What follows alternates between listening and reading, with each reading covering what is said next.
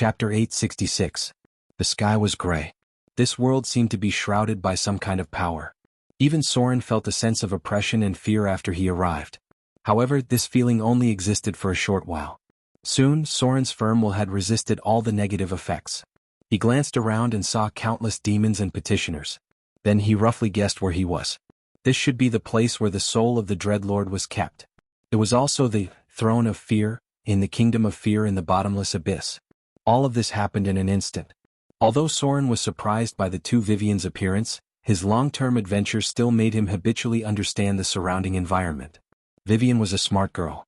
If it weren't for the limitations of being a native, her talent would probably be higher than Soren's. This was not only because she was better in a certain aspect, but also because she had an advantage in all aspects including IQ. Even Soren had to admit this because when he was Vivian's age, his performance was far inferior to hers. The little girl was barely 11 years old this year. Soren's expression did not escape the little girl's eyes. Then the two girls in front of him looked at each other. Vivian, who was standing on the left, bowed slightly to Soren. She twirled her skirt and bowed slightly. Then she said softly, "Brother." "Hello. I'm Lillian." Lillian? The Witch of Fear, Lillian? She had existed for a long time? This sentence shocked Soren like thunder. But then he seemed to have understood something. He immediately looked at Vivian and frowned. "Vivian, what's going on? Has Lillian already awakened in your body?" "Yes. When we were in Glorious Tower, you called yourself Lillian. So, you've been hiding it from me all this time?" Soren already had a vague guess in his heart. However, Vivian's usual behavior was normal, so he was only slightly suspicious. Today he actually saw two Vivians. His suspicions in the past immediately had a basis, and he quickly understood the general situation of the matter. "Brother, I'm sorry. I didn't mean to hide it. But. Vivian, who was standing on the right, had a guilty look on her face. She opened her mouth a few times but she didn't know what to say. She wanted to tell Soren the truth several times, but she didn't know what to say. "Forget it." Seeing the little girl's conflicted look, Soren's heart softened. He shook his head and said, "Now is not the time to talk about this. The will of the Dreadlord is still watching us. The most important thing now is to get you out of here." Having said that, Soren turned around and looked at Lillian beside him. He was a little unaccustomed to the fact that they looked exactly the same, but he quickly recovered and asked calmly, "When did you start to have self-awareness?" "Self-awareness?" Hearing Soren's words, Lillian, who was standing on the left, was startled. She then whispered, "Brother? I started to have self-awareness when Vivian was born. It's just that the memory at that time was very vague. I only started to understand when Vivian was 3 years old. But when I really woke up, it was after the appearance of the other children of fear." The little girl was very smart. Lillian obviously guessed what Soren wanted to ask. Two souls in one body? Soren immediately understood the key and also why Lillian called him brother. That was the reason. Lillian was not born out of thin air. Her soul already existed when Vivian was born, but at that time Vivian's soul was the dominant one, and she fell into a deep sleep. It was even possible that her soul was still controlled by the will of the Dreadlord. According to the normal process, after the outbreak of the Avatar crisis, Vivian's soul would disappear due to some accident, and Lillian's soul would replace Vivian's body. At the same time, the will of the Dreadlord would descend on her body. At this time, the conditions for the resurrection of the Dreadlord were about to be met. All the accidents happened because of Soren. First, he delayed the time of Lillian's awakening, then killed some children of fear and finally even the vampiric children. These divine powers with the will of the Dreadlord were absorbed and transformed by Soren, and the will of the Dreadlord was naturally killed by him. Note: the details are in the part where Soren walked barefoot for thousands of miles to temper himself by killing the will of the Dreadlord. If these children of fear died in the hands of Vivian, then Lillian would be controlled by the Dreadlord. The will of the Dreadlord gathered little by little, and its influence became greater and greater. Finally, Lillian would become a crazy Witch of Fear. Soren's appearance changed everything. The will of the Dreadlord was eliminated by Soren, and Lillian grew in another way and retained most of her original memories. And these memories were everything that Vivian had experienced. In other words, the will of the Dreadlord was still unable to control her, which directly led to the emergence of another rebellious version of Vivian. As the Witch of Fear, she was naturally different from Vivian, but her experience was equivalent to another hidden sister of Soren. This was also why she called Soren brother. According to the original nature of the Witch of Fear, he was afraid that she would be very crazy and chaotic. In the past, the Witch of Fear loved to bring destruction and fear, and it was very common for her to massacre cities. Otherwise, in the end, the Silver Moon Lady wouldn't have killed her. But the Lillian in front of him was very quiet, and she didn't look like she was dominated by madness and chaos at all. Now, their forms were made up of souls and spirits, and they were the closest to the essence, representing their truest selves. There might be a small problem. However, Soren quickly accepted Lillian's existence because although she was different from Vivian, some things were very similar. Even the way she called him brother was exactly the same. She experienced everything from the perspective of a bystander to Vivian, and, one body two souls, referred to this situation. Come here. Soren didn't have time to think about these things. The most important thing now was to take Vivian and leave this place. The longer they delayed, the higher the chances of the Dread Lord winning. He had to find a way to leave this spiritual space. The Dread Lord is secretly watching us. Soren looked at the countless demons and petitioners around him. These were all illusions of the spiritual world, and they didn't directly reach the throne of fear, so the Dread Lord's power wasn't at its strongest yet. Soren thought of this and said seriously, "Hold on to me tightly later. I will try to use my divine power to break open the space and bring you back to the real world. No matter what happens when you break open the space, don't let go. You must remember this. Otherwise, the Dread Lord will most likely trap you in this spiritual world formed by the throne of fear." The two girls heard this and nodded seriously. Then they hugged Soren's arms from both sides. They had been trapped here for quite some time.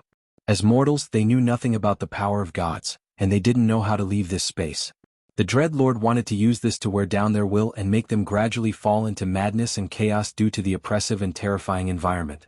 At that time, there would be a loophole in their will, and the Dread Lord would take advantage of it to control them. Although this was a spiritual world, it perfectly replicated everything in the kingdom of fear. In other words, this place was shrouded in the power of the fear domain. Soren couldn't stay here for too long, and he had to bring the two girls out. "Are you ready?" Soren looked around with a serious expression and said in a deep voice, "When we break open the space later, the Dread Lords will definitely stop us. You have to be careful. P.S. There's only one update for today. This part of the plot requires a lot of thinking before it can be written. A public WeChat account posted a lowly picture that looks like Vivian today. You can go and see if it looks like her." Chapter 867. Changing Reality, Divinity Ability. With the entry of Soren, the whole spiritual space became more and more oppressive. This meant that the will of the Dread Lord had begun to act. Soren's entry made him feel uneasy and was secretly preparing to launch an attack. This was a spiritual space, a collision of will and strength. The Dread Lord, as an old great divine power, naturally had his own trump cards. But at the same time, Sauron, as a new god, also had great perseverance from a mortal to the present. The confrontation between the two sides made it so that neither side was sure to win. At most it was a tie. The golden light of divinity appeared. Soren's whole body seemed to be covered by a golden light. The light of divinity covered Vivian and Lillian, and then a trace of visible black aura was expelled from their bodies. This was the power of the Dread Lord after he trapped them in the spiritual space. It was also a kind of negative emotion that contained fear. The arrival of Soren dispelled this evil power and made the two girls feel more at ease than ever. At the same time, in Vivian's room in the real world, Soren's body was also covered by a golden light. At the same time, the great temple of Motor City suddenly shone brightly, and a hazy shadow appeared above the statue of the central temple. The archbishop in charge of maintaining the temple immediately noticed the abnormality and noticed that Soren was extracting the power of faith from the temple. So he immediately began to organize all the priests and believers in the temple to pray and feed the power of the temple back to Soren. Soren did not dare to be careless when dealing with the Dread Lord. Although he was dead, his soul still remained in the kingdom of fear. The power of divinity interfered with the whole space. Everything around Soren was distorted, and the figures of countless demons and petitioners became more and more illusory. At the same time, the whole throne of fear shook slightly. Soren directly used his divine power to distort reality to break the spiritual world of the Dread Lord. When a slight crack appeared and was noticed by Soren in his divine form, he immediately raised his hand and pointed to the sky. Change space, divinity power. The key to breaking out of this situation was at this moment. Soren immediately used the power of this space manipulation to open up a crack, and then prepared to leave with Vivian and Lillian. However, At this moment, something unexpected happened. In the center of the throne of terror, a tall, slender, and beautiful woman appeared. She had a scar on the side of her face, but it didn't affect her beauty at all. Her expression was empty, as though she was a puppet. She turned to Lillian and said, "Witch of Terror, Lillian? Have you forgotten the purpose of your birth? Your existence is to resurrect Father, Son of Fear." As soon as the beautiful woman spoke, Soren knew her identity. However, most of the signs of fear in the material plane were already dead. The woman in front of him looked like a puppet. She might not even be a living being, but a puppet that the dread demon god had gathered. Finger of Death. Lillian gave the most obvious answer to her question. The little girl raised her hand and threw out a finger of death. Then she curled her lips and said, "I am Lillian. I am me. My fate is not to resurrect the dread demon god. My fate is decided by myself." The beautiful woman dissipated directly under the spell. Lillian's performance made Soren quite fond of her. She was very much to his liking. It had to be said that under normal circumstances, Lillian, who was not affected by the will of the dread demon god, acted more decisively like Soren. As soon as the beautiful woman died. But things didn't end like that. A beam of light rose from Soren's palm and broke through the sky, but a second figure appeared on the throne of terror. This time it was an elven ranger. Unlike the previous beautiful woman, Soren knew this elven ranger because they had encountered this elven ranger and were attacked by the hunters. This was the first son of fear that Soren killed. Now one thing was certain. All the sons of fear that appeared on the throne of terror were dead. Their souls were bound in it for some reason. The dread demon god had obviously left something in advance. The elven ranger didn't say much, but directly attacked Soren and the others. He tried to stay and kill the 3 people in front of him. Greater disintegration. A spell appeared directly, and the elven ranger was killed on the spot. However, with the death of the elven ranger, this time 2 sons of fear appeared on the throne of terror. One was dressed as a wizard, and the other looked like a barbarian. These 2 sons of fear were obviously more powerful. The will of the dread demon god was preventing them from leaving. When the 3rd batch of sons of fear was killed, the 4th batch of sons of fear appeared again. It was as if they couldn't be killed. In a short time, more than 10 sons of fear had appeared in a row, and they were getting stronger and stronger. "Leave it to me." Soren frowned and glanced at the sons of fear in front of him. It was now the 5th batch. Just as he broke through the space, the sons of fear appeared faster and faster. Death's Hand. Most of the sons of fear were close to the legendary level. In front of Soren they had no power to fight back. However, the later their power seemed to be more and more concentrated, and the sons of fear that appeared became stronger and stronger. Soren even had a feeling that he might meet an old opponent. His premonition came true. When Soren killed the 7th batch of sons of fear, the whole throne of terror suddenly trembled, and then all the power began to gather toward the center. Then countless blood-red bats appeared, and directly gathered in the center of the throne of terror to form a handsome but very dangerous man in a noble suit. Vampire demigod Reinhardt. The Dread Lord had indeed left a mark on the soul of the sons of fear. Although the vampire demigod Reinhardt in front of him still looked like a shell, his expression was obviously not the same as all the previous sons of fear. He smiled strangely at Soren and said slowly, "Leave them. Otherwise you will stay here forever." This arrogant tone made Soren frown. Then he raised his hand and sent out a divine shockwave. He said coldly, "If I can kill you once, I can kill you a second time." The divine shockwave directly hit Reinhardt and sent him flying. However, he was not seriously injured. As the most powerful son of fear, his recovery speed was amazing. Soren was always paying attention to the surroundings. Since even Reinhardt had appeared, it was only a matter of time before the Dread Lords will appeared.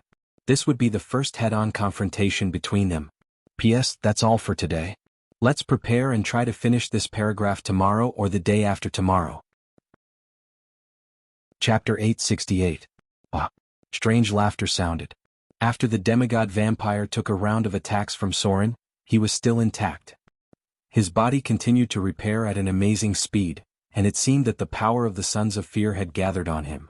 From a certain perspective, the current him was even more powerful than when he was alive. No. The real demigod vampire was dead. His soul was finally imprisoned by the Hellpemer, so the demigod vampire in front of him should be the incarnation of the Dread Lord. Divine Shockwave. Shadow Step, Shadow Divinity. Order, Death. Soren didn't want to fight with his opponent for a long time. This was the spiritual world created by the Dread Lord, which was equivalent to the enemy's home space. The longer the battle dragged on, the more disadvantageous it would be for him. The demigod vampire recovered too quickly, so Soren simply used a round of big moves. At that time, the demigod vampire was in a state of near death, and finally he used Order, Death, to end his opponent. The demigod vampire died on the spot. Although Reinhardt was very strong, Soren was no longer who he used to be. Now, his strength had improved a lot compared to the past. As a god with mid-level divine power, even the demigod vampire would find it difficult to survive one round of his attacks. But, at the moment when the demigod vampire died, a little accident happened. His body suddenly turned into a sky full of bats, and then he was resurrected in the throne of fear. It's useless. This is our world. You can't kill me here. The handsome face of the demigod vampire gradually distorted, and a crazy smile appeared on his face. Then he rushed toward Soren again. He had fully recovered. There was no trace of injury at all. If there was any change, it was that his strength seemed to be a little stronger than before. This was something that Soren couldn't understand. He didn't know what power the Dreadlord kept in this space. At present, the only thing that Soren could be sure of was that this space had some connection with the Throne of Fear in the real world, because even if he wanted to open a crack, it would not be so easy. Plain teleportation, divine spark. However, what was the basis of this spiritual space? Soren was prepared to use brute force to create a crack. He activated his divine power and instantly entered his divine spirit form. Then he reached out and grabbed Vivian and Lillian. With a wave of his hand, he used his divine power to tear open a spatial rift and teleported them out. The entire space shook violently. The throne of fear that was built in the center of this world was slowly collapsing. Soren let out a sigh of relief after sending the two girls out. However, at this time, the demigod vampire's expression suddenly became ferocious. He roared madly, "Since you insist on sending them away, then you can stay here yourself." The demigod vampire's body began to twist. His originally handsome appearance began to become ferocious, and his body expanded at an astonishing speed. Bone spurs appeared on his back, and a pair of ferocious horns grew out of his forehead. A tail with poisonous thorns also appeared on his tailbone. At this moment, the appearance of the demigod vampire had changed greatly. He looked like a demon from the bottomless abyss. No, it should be said that he looked like a slaughterer. The power of the Dread Lord came from the three gods of death, which meant that he came from the same source as Soren, the ancient god of death, Jurgil. After Jurgil was tired of the constraints of the divine title, he gave his power to the three gods of death at that time. Among them, the god of slaughter, Baal, gave birth to the son of slaughter. The god of tyranny, Bane, was resurrected after death and expanded his divine title into fear. Eventually he fell in the hands of the Dread Lord. To put it simply, the power of the Dread Lord was inherited from the three gods of death. His core priesthoods were fear and destruction. He himself was also an evolution of death and slaughter. The form that the demigod vampire had now transformed into was a slaughterer full of destructive aura. In other words, he was now the incarnation of the Dread Lord. It finally appeared. The invisible power of the law bound the space. After Vivian and Lillian were sent away, Soren was temporarily trapped in this world. However, his expression did not show any panic. His power and that of the Dread Lord came from the same source. Although Soren was only an intermediate divine power, which was far inferior to the greater divine power of the Dread Lord, the Dread Lord's body was already dead. It was just an incarnation controlled by his soul, which was not enough to threaten Soren's life. Slaughter domain. Death domain. For the first time, the power that was close to the origin collided violently. The blood of the son of slaughter that Soren inherited and the fusion of the death domain spread throughout the entire space, while the demigod vampire's slaughterer incarnation shrouded the entire throne with the power of destruction and fear.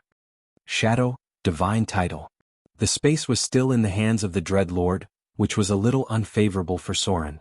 So he activated his divine title of Shadow in an instant, and then he saw that everything in the whole world was covered with a gray haze. The sky became gray. The earth became gray. Everything was like a shadow that made people feel depressed and uneasy.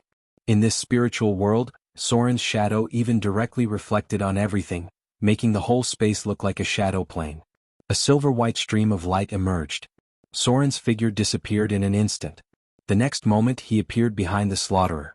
With a storm-like attack, countless wounds immediately appeared on the body of the slaughterer. Blasphemy. Death. The light of divinity emerged. Soren's figure did not leave any trace. It appeared completely out of thin air wherever he wanted to appear. This was the power of the shadow, divine title. Soren was the master of the shadow. He could travel through shadows at will within the range of the shadow. The end. The incarnation of the vampiric demigod vampire was once again killed by Soren. However, at the moment of the slaughterer's death, suddenly a ferocious and terrifying shadow of the demon god appeared. It madly rushed toward Soren and actually tried to occupy his will. The throne of fear gradually collapsed. The whole spiritual world was on the verge of destruction, and the body of the Dread Lord finally appeared. In the space where Vivian and Lillian had been teleported out, the crazy Dread Lord actually tried to occupy Soren, who had also absorbed the power of the divine title of fear. You're overestimating yourself. Soren looked at the shadow of the demon god that rushed toward him. His whole body turned into a golden humanoid, directly transforming into a divine form and colliding with the Dread Lord. The collision of souls broke out in an instant. At this moment, the throne of fear was completely shattered, and the whole spiritual world collapsed rapidly. After a violent collision, Soren's golden figure turned into a beam of light that went straight into the sky. Then he completely disappeared from this world. Where is this? It only took a moment to travel through space. When Soren defeated the will of the Dread Lord and returned again, he was surprised to find that he did not return to the city of Moder. He did not even return to his body at all. He appeared in a dusky world. A real world. In front of Soren's eyes was a wide river, and he did not know where it flowed to. He could see countless souls floating in the river, and there were vague figures wearing black tattered cloaks and holding huge scythes patrolling around the river. Soren looked at everything in front of him, and his expression seemed a little confused. He murmured, "The river Styx? How did I suddenly appear in the underworld?" This was the territory of the Grim Reaper. The closest to the material plane was the Shadow Plane, and the next closest to the Shadow Plane was the spiritual realm. The spiritual realm was already a forbidden area for the living. Most of the creatures there were in the form of spirits and undead. Below the spiritual realm was the river Styx. The river Styx began to branch from here. The main river of the river Styx went directly to the sea of the underworld, and other branches went to the lower plains such as the Bator Inferno, the Bottomless Abyss, the Grey Wilderness, and the Scorched Hell. Very few people entered the underworld. Only the most daring demon soul stealer dared to sneak into the underworld and steal souls from the servants of the Grim Reaper. Soren was now in the underworld, and he appeared in the underworld in the form of a soul. According to the width of the river Styx and the patrolling servants of the Grim Reaper, his position was very likely to be close to the sea of the underworld. Chapter 869. Why did he suddenly come to the underworld? At this moment, Soren was also a little confused because he still remembered what happened at the last moment. At that time he had already suppressed the power of the Dread Lord. After all, a dead god couldn't cause too much trouble. At the last moment, the Dread Lord was doomed to fail, so he directly attacked Soren, trying to use Soren's connection with absorbing the divinity of fear to occupy his mind. How could he possibly succeed in this? Soren's will was as strong as steel. He directly transformed into his divine form and smashed the spirit of the Dread Lord. As an ancient great divine power, the essence of the Dread Lord's soul was preserved on the throne of fear inside the divine kingdom of fear after his death. In other words, as long as the throne of fear was not destroyed, his spirit and soul could be constantly repaired. Even if the divine will was suppressed and killed by Soren, it would only make him weak, but it couldn't really kill the Dread Lord.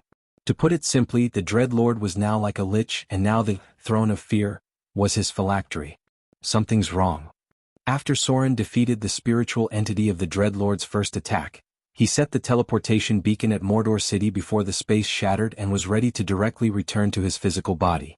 Under normal circumstances, it was almost impossible for a god to have an accident when using the divinity of plane teleportation to teleport. Therefore, Soren's appearance in the underworld was most likely due to a man-made reason. And the person who could interfere with his teleportation and set it in the underworld must have a much higher divinity than Soren. There were not many such existences in the whole multiverse. As for the one who had something to do with the underworld, it seemed that there was only one. The ancient god of death, Jurgel. As soon as Soren thought of this, he heard a calm and indifferent voice saying slowly, "The new shadow god, the one outside of fate, welcome to the underworld.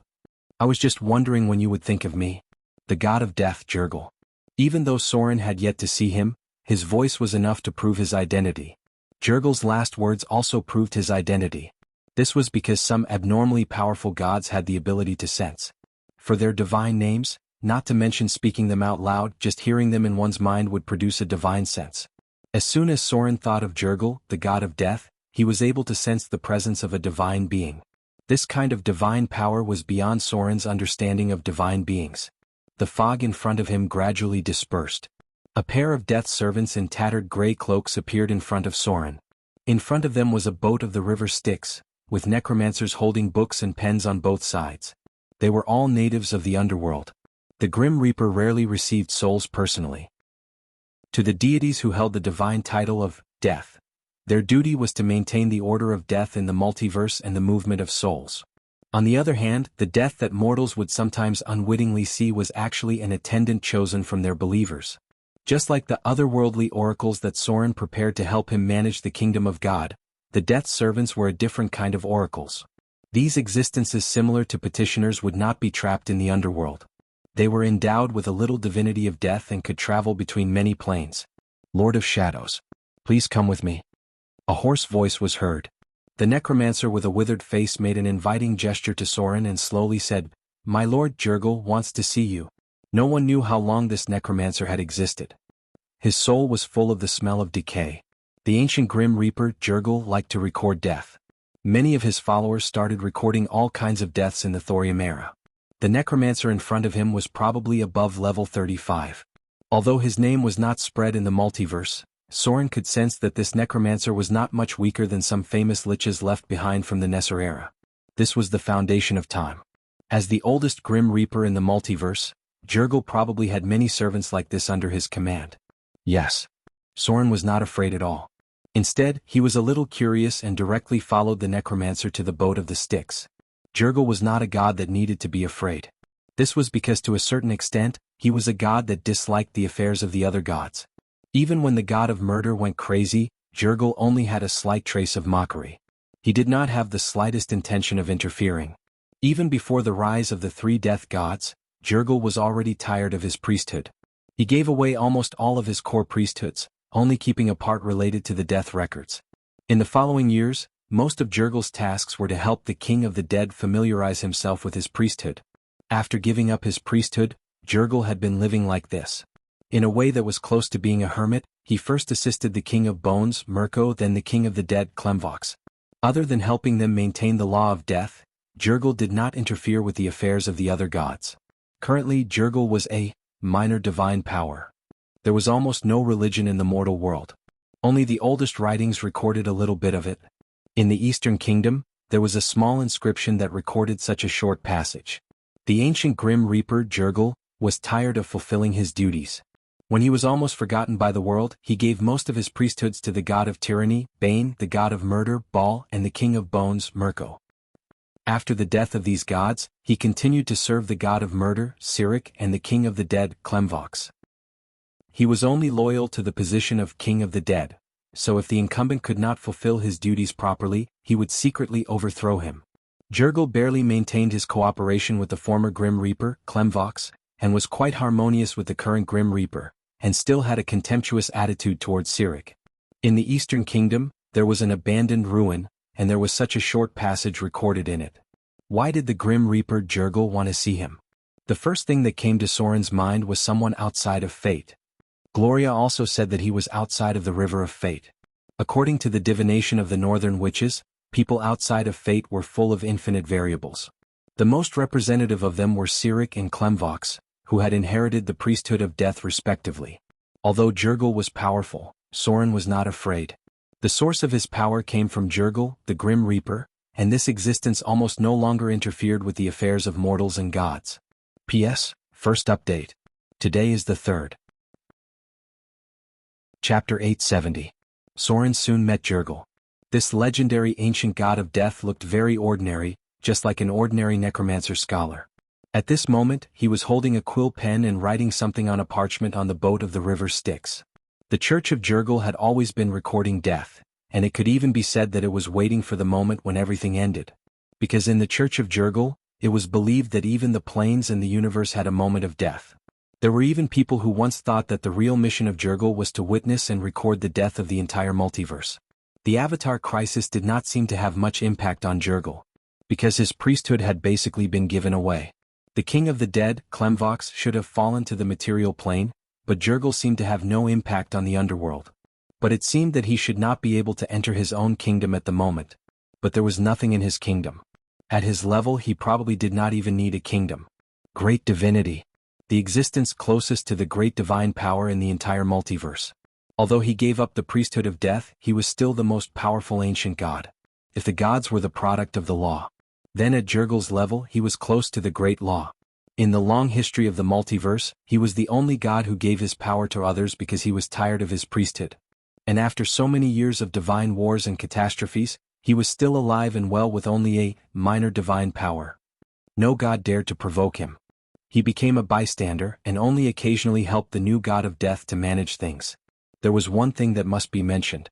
Soren had always thought that the expansion of the river Styx was inseparable from the god of death, Jurgil. Because in the most ancient times the river Styx was just a small branch, but now the river Styx had run through the entire multiverse. There were even branches of the river Styx on Mountain Paradise. It was worth mentioning that the god of death, Jurgil, had a good relationship with the ancient sun god, Amun-Ada. After the ancient sun god fell, the reincarnation of Luoshanda was now the god of light. The expansion of the river Styx was not recorded in history. But since the birth of many planes, the river Styx had flowed from the highest level of Mountain Paradise to the deepest part of the abyss. Soren would never believe that Jurgil, the god of death, wasn't behind all of this. Furthermore, there had been the Wall of the Faithless in the past, but the Nether River was now maintaining the cycle of life and death across the multiverse. Very few souls were sealed inside the Wall of the Faithless, with most souls being transported to the Origin Sea through the Nether River and eventually reborn from death. That was how the development of death came about, and Jurgil's shadow was behind everything. Young deity. Jurgil's face was withered and he looked like a mummy. As the oldest god, he didn't seem to care about his appearance. The ancient god of death slowly put down the quill and looked up at Soren. You seem to have a lot of questions. Yes. Soren nodded. After thinking for a while, he asked directly, "Did you summon me here?" Jurgil glanced at him and said calmly, "I guess so." Soren frowned. "Why did you summon me to the underworld, Lord Jurgil?" He went straight to the point. For a bystander like Jurgil, Soren didn't need to beat around the bush. Even in this avatar's crisis, Jurgil was still a little detached from the world, because even this avatar's crisis couldn't completely affect him. If gods were regarded as gods, then the avatar's crisis was a tribulation of heaven and earth, and Jurgil had already transcended the tribulation. There must be a reason for such a being to meet Soren in person. Such a being must have his own mission. Just like Father Oak could sacrifice himself without hesitation, Jurgil must have his own ultimate goal, and it was very likely that this goal was beyond all the gods. Just a small matter. Jurgil's tone didn't change. He said slowly, "Everything has an end. And those who welcome the end but don't want to return to death always make me feel a little troubled. I have a little trouble that I need you to help me solve." Trouble? Soren listened to Jurgil thoughtfully. Welcome the end but don't want to return to death. Are you talking about the Dreadlord? The Dreadlord was dead. But he wasn't completely dead yet. His power came from Jurgil, and his state of being near death could indeed make Jurgil feel troubled. Jurgil nodded slowly. Then he looked at Soren and said, "People outside of fate are full of infinite variables. Transcending death means transcending fate. The last Avatar's crisis gave birth to a group of new gods. And this time's Avatar's crisis means that the laws of the multiverse have changed again. Some gods should disappear with the laws, but because of you, there are some changes outside of fate. What I need to do now is to correct the part that belongs to death. The Dreadlord should have fallen. He turned death into pure destruction and fear, which has deviated from the true meaning of death. I hope you can destroy him. If possible, it's best to take over a part of the clergy of death. Although Clemvox is a qualified god of death, he's still too kind. Eternal sleep is just to maintain the rules of death, but it can't make death go any further. The Lord of Eternal Sleep, Clemvox. After Clemvox took over the clergy of death, he was obsessed with letting the undead enter eternal sleep. He was not as cruel as the other gods of death. After the last Avatar's crisis, Clemvox took over the clergy of death. He spent most of his time with Jurgil in the Crystal Tower of the Underworld, learning about the responsibilities and requirements of the position of King of the Dead from the latter. Although the Forgotten One, another name of Jurgil, cold practical views and merciless cold-bloodedness troubled Klemvox, he still respected Jurgil very much. It was not an exaggeration to say that he believed in this ancient god. Although the two got along quite well, Klemvox was a kind warrior when he was alive. There were many contradictions between his ideas and Jurgil's. Strictly speaking, Jurgil the god of death should be ruthless and neutral. He believed that death treated all things the same, and there was no difference between good and evil. Klemvox, on the other hand, was more inclined to kindness. The church had been doing more to appease the undead for so many years, and he even developed the field of eternal sleep. Is that all? Soren frowned and looked at Jurgil, then slowly said, "The Dread Lord is an enemy that I have to destroy. Even without your order, I will find a way to kill him completely. The Dread Lord must die. If he doesn't die, Vivian won't be safe."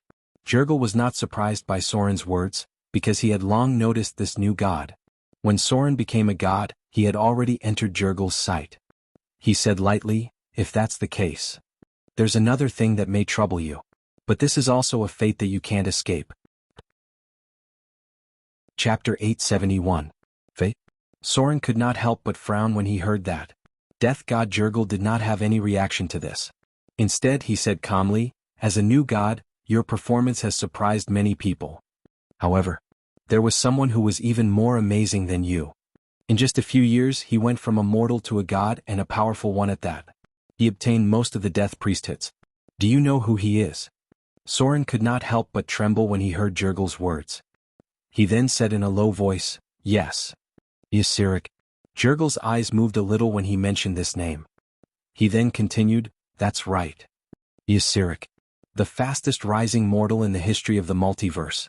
He even became one of the most powerful gods. Klemvox is the king of the dead. But the one who obtained most of my death priesthoods was Cyric. He first took Mirko's death priesthoods and then Baal's massacre priesthoods. He even took in most of Banon's believers when he died. However, Cyric's ambition was too great. He was eventually destroyed by his own crazy ambition. As a god, you should know a little about this history. Later, under my guidance, Klemvox took Mirko's death priesthoods from Cyric and became the king of the dead. Cyric's madness did not stop because of this. After losing Mirko's death priesthoods, he turned his ambition to the god of tyranny, Banon, who had just been resurrected. This battle between the gods was not recorded in history. However, in the end he succeeded. The god of tyranny, Banon, fell. The priesthoods that originally belonged to Banon became empty because of this. However, the gods at that time were already afraid of what Cyric had done. They were afraid that Cyric would cause another catastrophe after obtaining the power of the god of tyranny. Hence, the priesthood of the god of tyranny eventually fell into the hands of a lucky person in this conspiracy. He is the current Dread Lord, but because of Cyric, the Dread Lord moved his kingdom to the abyss. Cyric's crazy ambition has made the gods dissatisfied and afraid. After the death of the god of tyranny, the gods finally decided to join forces to punish and judge Cyric. In the end, he was exiled and sealed. Even now, he is still imprisoned in the space where the gods sealed him. The words of death Jurgil ended here. However, Soren had already understood the general situation of the matter. This matter was indeed related to the god of murder, because according to the original history, Cyric should have escaped during the middle and later stages of the Avatar crisis. For Cyric, this troublemaker, most of the gods had a headache because his ambition was too great. He was not satisfied with being one of the strongest gods at that time. He even tried to become the only true god at that time. If he had not done this, Cyric's ending would not have been so tragic. At that time, the gods could not defeat Cyric at all without joining forces. At his peak, Cyric was very close to the great divine power. At the same time, he mastered the priesthoods of death, slaughter, and conspiracy, and incorporated most of the original followers of the three gods of death. It could be said that he became the evil god with the most followers and the most priesthoods at that time. What Death Jurgil was really worried about was not the Dread Lord, but the god of murder, Cyric, who had not yet been released. The priesthood of Baal was on him. At present, the situation of the death god system was that Klemvox was in charge of the priesthood of the king of the dead. He was currently a great divine power, and the Dread Lord was also a great divine power, but now he had fallen. The core of the slaughter priesthood was on Cyric, and he was also in charge of the conspiracy priesthood. At the end of the first Avatar crisis, Cyric regarded Klemvox as his greatest enemy, and at the same time he hated the third-generation goddess of magic very much. However, later the god of tyranny was resurrected, and he regarded tyranny as his greatest threat. At that time, after the conspiracy to kill the god of tyranny, Sirik also took part of tyranny's priesthood. Together with the original slaughter priesthood, he was almost the most dangerous among the great divine powers. Therefore, even if Sirik had been sealed for a long time, when he ran out during the Avatar crisis, his power was maintained above the intermediate divine power. He was not like Soren's half-baked intermediate divine power now.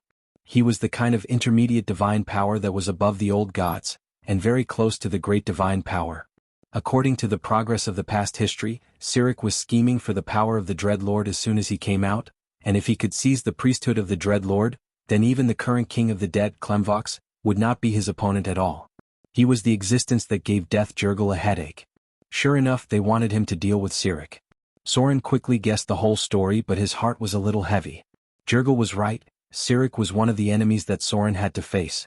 Because Soren himself had the blood of the son of Slaughter, he now had the Slaughter domain and received the information of the Slaughter priesthood. It was because Sirik was sealed that Soren could steal and obtain the Slaughter priesthood. Otherwise, if Sirik was fine, he would not be able to get the information of the Slaughter priesthood so easily. Moreover, Sirik was a very narrow-minded, self-centered, and extremely extreme god. With such a character, if he ran out after being sealed for a long time and suddenly found that part of his Slaughter priesthood had been taken away by Soren, then what would he do?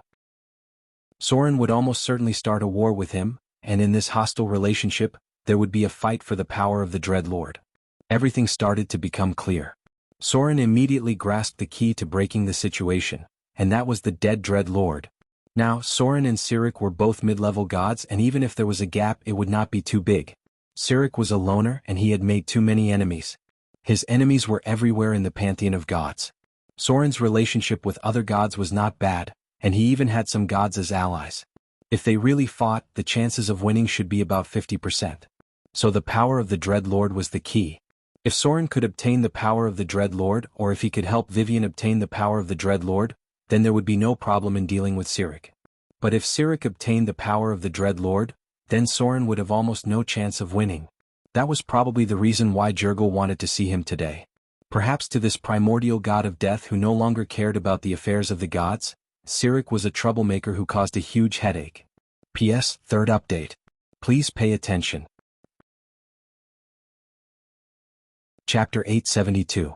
Sirik was an anomaly among the natives. Looking at the history of the entire multiverse, no one rose faster than him.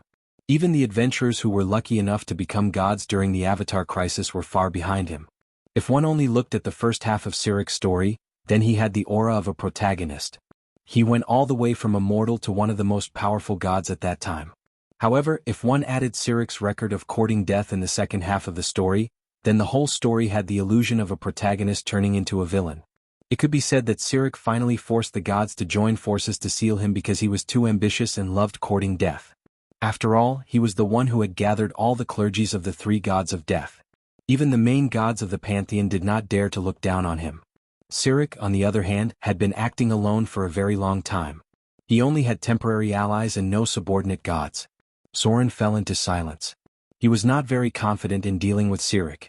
Every time he mentioned Sirik, he felt that this guy seemed to have the aura of a protagonist. If he wanted to deal with him, Soren felt that he needed to hug the legs of the goddess of luck. Although Sirik was unlucky, that was also the effect of the protagonist's aura. If it was another god who courted death like that, it would not be as simple as being sealed. They would probably be dead. Schemes that would have been punishable by death in the hands of other gods were merely sealed away in the hands of Sirik. And he actually came out during the time of troubles. Dealing with Sirik was much more difficult than dealing with the Shadow Lord. Although Sirik's strength had been greatly reduced, his clergies were still murder, lie, deceit, and illusion. His domains were chaos, destruction, slaughter, evil, illusion, and crafty. That's right. Sirik also had the crafty domain, and his abilities were almost all combat type. While Soren was deep in thought, Grim Reaper Jurgal spoke again. Dealing with Sirik won't be easy. But I can give you some help. In any case, this little bit of power won't be of much use to me. Since that's the case, let it be the foundation of your death priesthood. After that, the ancient god of death, Jurgal, pointed at Soren and a golden light appeared. Then a strong aura of death rushed into Soren's body. Rows of data appeared, Receive the gift of the Grim Reaper, Jurgel. You've obtained the divine power of death. You have obtained partial information about the divine domain of death. The second message from the death clergy appeared. The god of death, Jurgel, gave a portion of his divine power to Soren, helping him get one step closer to the divine domain of death. My priesthood doesn't suit you. After Jurgel was done, he slowly said, so you will have to rely on yourself to wield the power of the divine domain of death. For now. The god of death, Jurgel only kept 3 priesthoods related to death. They were Fatalism, Death Recorder, and Tomb Guard. These 3 were insignificant priesthoods. And these priesthoods didn't suit Soren at all. The only reason Jurgel kept these priesthoods was to make it easier for him to record deaths. As a great existence of divinity, he almost gave up most of his divinity and divine power. All right. After Jurgel was done, he waved his hand and said, you should go back now. Don't stay in the underworld for too long. The gods were very weak during the time of troubles, and the saints couldn't resist the corrosion of the underworld. The underworld was a very special place. Under normal circumstances, even if it wasn't during the Avatar crisis, the gods didn't like to enter the underworld. Soren came back to his senses. He bowed slightly to Jurgel in front of him to express his gratitude, then turned and walked out. In any case, Jurgel helped him get one step closer to obtaining the divine domain of death. The ancient god of death had been looking for a suitable agent. The 3 gods of death of the previous generation were the first agents he chose, and now the king of the dead, Klemvox, was the second agent he chose. This existence's domain of death was beyond any other god. Even Soren didn't know what he wanted. After leaving the boat of the Styx, Soren directly teleported back to the city of Moder. There was nothing to stay in the underworld, and Klemvox, the king of the dead, might not be very friendly to Soren. After all, his relationship with the goddess of magic was complicated, and there was a certain competitive relationship with her. As soon as he returned to the city of Moder, Soren saw Vivian standing nervously beside him, and in front of him was Soren's body, which seemed to be meditating with his eyes closed. Soul separation was very simple for Soren. In the blink of an eye, Soren returned to his body, and at this moment, the little girl saw him wake up and rushed to him, holding his hand tightly and saying, "Brother, you're finally awake. I was so worried." Soren smiled and touched the little girl's head. Suddenly, he seemed to think of something and said, "Are you Vivian or Lillian?"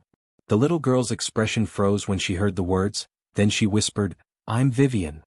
Lillian rarely comes out. She usually controls the body in the afternoon or evening." "Brother. I'm sorry." As if she felt that she had done something wrong, Vivian apologized without saying a word. Soren originally wanted to scold her, but after seeing the god of death, Jurgel, Sirik's existence was like a mountain on his body, making him feel a little nervous. The Dread Lord had not been dealt with yet, and now Sirik had come out. Soren felt that time was not on his side. Compared to these things, Lillian's existence was not that important. As long as he could get rid of the Dread Lord and Sirik, it would be easier to reconstruct the body and soul separation. Sirik must also be killed. Because even if he killed the Dread Lord, if he did not kill Sirik, he would definitely turn his attention to Vivian, who had just inherited the Dread Lord's power. A new god who had just inherited the power. Oh my god. What an easy lamb to deal with. If Sirik did not die, he would be plotting all day long to kill Vivian and take her godhood. Lillian was still within Soren's acceptable range. However, Sirik belonged to the category of gods who must die. Soren felt that he had to think carefully, especially to organize his thoughts and recall the gods who were the most hostile to Sirik. To deal with someone like Sirik who had great luck, he could only think of ways to borrow his strength. P.S. First update. There is another chapter for today. Chapter 873. Gloria returned to the city of Moder the next day. She brought back a lot of alchemy devices and went into crazy research as soon as she came back. Soren didn't tell her about Sirik. As a mortal, she couldn't help much now. Telling her would make Gloria worry more. Vivian woke up in the form of a demigod. At present, the only thing the little girl lacked was a clergy. As long as she had a clergy, she could be promoted to minor divine power. A lot of things happened during this time. First of all, the goddess of fortune appeared in the city of wealth. The reason seemed to be related to the legendary lucky coin. Soren didn't know if he should get close to the goddess because he had the blessing of the goddess of misfortune. Then the elves and the orcs broke out again. This time the scale was much smaller. It seemed that the two divine systems had restrained a lot. The internal strife of the drows had stopped. The Queen of Spiders should have regained control of everything. There were gradually signs of unification inside the Underdark. The Principality of Rossard was more serious. As Soren guessed, the Duke of Red Dragon's wife was backed by a demon duke. And it was the legendary Queen of Yuma. Lord of Hell, the daughter of Asmodeus. This was like poking a hornet's nest. Even the Church of the God of Light was now having a headache. It was not difficult to deal with the Queen of Yuma, but if Asmodeus was drawn out, then only the God of Light himself could deal with him. Right. There was another standard of great divinity. In addition to death, the other was the Lord of Hell, Asmodeus. He had experienced the ancient war and killed many ancient demons. The Queen of Yuma should be the first demon duke to appear in the eyes of the world. As the daughter of Asmodeus, she had always tried to prove her ability. She didn't rely on her father's power, but relied on her own strength to achieve the status of demon duke. So this time the trouble caused by the Church of Light would not be so easy to solve. At least the confrontation between the demons and the church would last for a while. Soren had been paying attention to the outside world. However, because he knew about Cyric, he didn't want to intervene in many things. The latest news was related to the Halflings. As a race with a small population, the Halflings also had their own gods. This time, the Halflings' guardian goddess, Yoda, seemed to have appeared. The goddess who had created the Halfling race had appeared in the Shire region and had fought with a god. As for who it was still uncertain. In addition, one thing that had happened in the beginning had been made clear. It was the Death Valley mentioned earlier, where a strong aura of life suddenly appeared. This was obviously a miracle created when a god who was in charge of life fell to the mortal world. This goddess was Angrus, the elven goddess of life. She was also the current wife of the elven god system's chief god, Corlan Larison, the person who replaced the Queen of Spiders, Lolth, as the matriarch of the elven pantheon. She was in charge of spring, birth, fertility, and planting, an extension of the life priesthood. It was because she fell to the mortal world that there were strong signs of life in the Death Valley. At present, she had returned to the elven god system. As for why she didn't see her husband until now, the outside world didn't know the reason at all. A few days passed in the blink of an eye. The third wave of the Avatar crisis was still brewing, and the figures of the demons began to appear frequently. It seemed that in the first few waves they had become more active than the demons. In the eyes of the demons, the material plane was a rich treasure. A large number of high-quality souls were waiting for them to harvest, which could greatly improve their power and status. Recently, some special people began to appear in Motor City. Most of these people were women, and they were all young and beautiful women who could sing and dance. Most of these beautiful women were bards, dancers, performers, and so on. They had a special emblem on their chests, which was a triangle formed by 3 different colors, yellow, orange, red, of hexagons. This was the emblem of the Goddess of Joy. No one knew when it started, but the believers of the Goddess of Joy came uninvited. Now, many performers serving the Goddess of Joy could be seen in Port Motor. They either sang and danced in the taverns or performed directly on the streets. From time to time, passers-by couldn't help but stop and watch. Occasionally there would be a burst of cheers. These beautiful women all had good skills, and their beautiful dance made Port Mordor happy. Soren had been secretly paying attention to these things, but he had no intention of directly interfering. The Goddess of Joy had her own mission. At present, because of the Avatar crisis, there was no joy in many places. When war came, gods like the Goddess of Joy would become very awkward, which was why her followers came to the city of Mordor. At present, in the material plane, only a few places such as Motor City, Arendelle, and the Northern Council could still make them happy. As for other places, those who were still hungry had no energy to watch their dances and songs. The Goddess of Joy, she was the Goddess of Joy, happiness, dance, festivals, and freedom. Her domains included chaos, charm, family, kindness, and so on. She was a kind goddess who liked to do whatever she wanted. She was also one of the goddesses who was inclined to hedonism. She basically did not have much ambition. Many of her believers were extremely devout, and she was popular all over the world.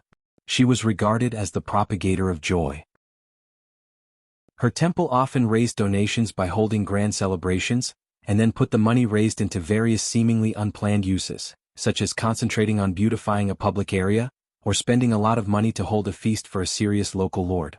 A feast. In short, this goddess and her believers were a little funny. The Goddess of Wealth and the Goddess of Joy used to be very close allies, but after the previous Goddess of Wealth's accident in the time of troubles, some of her believers began to turn to the Goddess of Joy, so the relationship between the two goddesses later became much colder. The enemy of the goddess of joy was the goddess of pain and torture, Lauvita. The goddess of pain, injury, agony, torment, suffering, and torture, the aforementioned maiden of pain. The hatred between the two goddesses had been long-standing. As early as the last time of troubles, the high priestess of the goddess of joy, Clanaangelos, who was once the lover of the goddess of joy, was murdered by the forces of the local Lauvita sect. Under the instructions of the goddess of joy, her believers formed an assassination cult called the Scarlet Dancers, and began to tour the world. At the same time, under the cover of delicate and deadly dances, they used dancing shoes with hidden blades to take the lives of the Maiden of Pain's believers. From then on, the battle between the two churches never stopped. The sea could accommodate all rivers. Soren was tolerant enough of the arrival of the believers of the goddess of joy. He sent people to give these performers a piece of land and let them build a small temple to worship the goddess of joy. Of course, this was not without a price. Soren was having a headache over Vivian's priesthood, so he was very interested in the position of the Maiden of Pain, Lauvita. Originally, he wanted to let the high priestess contact them. But considering that the goddess of joy was a famous lesbian goddess, he thought that he should have the opportunity to contact her again. P.S. Second update. Please pay attention. Chapter 874. The monthly votes will be voided soon. Everyone who has a monthly vote, please vote. After 12 o'clock it was cleared out. Soren began to plan for Vivian's priesthood. What do you think Vivian should choose as her starting priesthood? The priesthood of fear is still too early. She must first have a transitional priesthood. Chapter 875.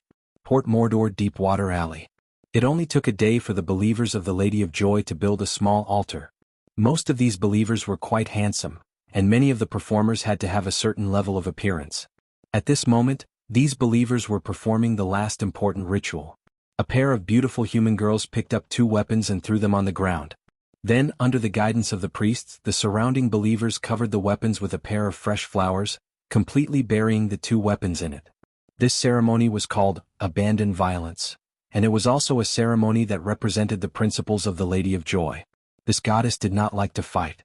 Then, the believers began to prepare for the celebration. As mentioned before, the Lady of Joy was a bit of a funny goddess, and those who believed and served her were also a bit funny.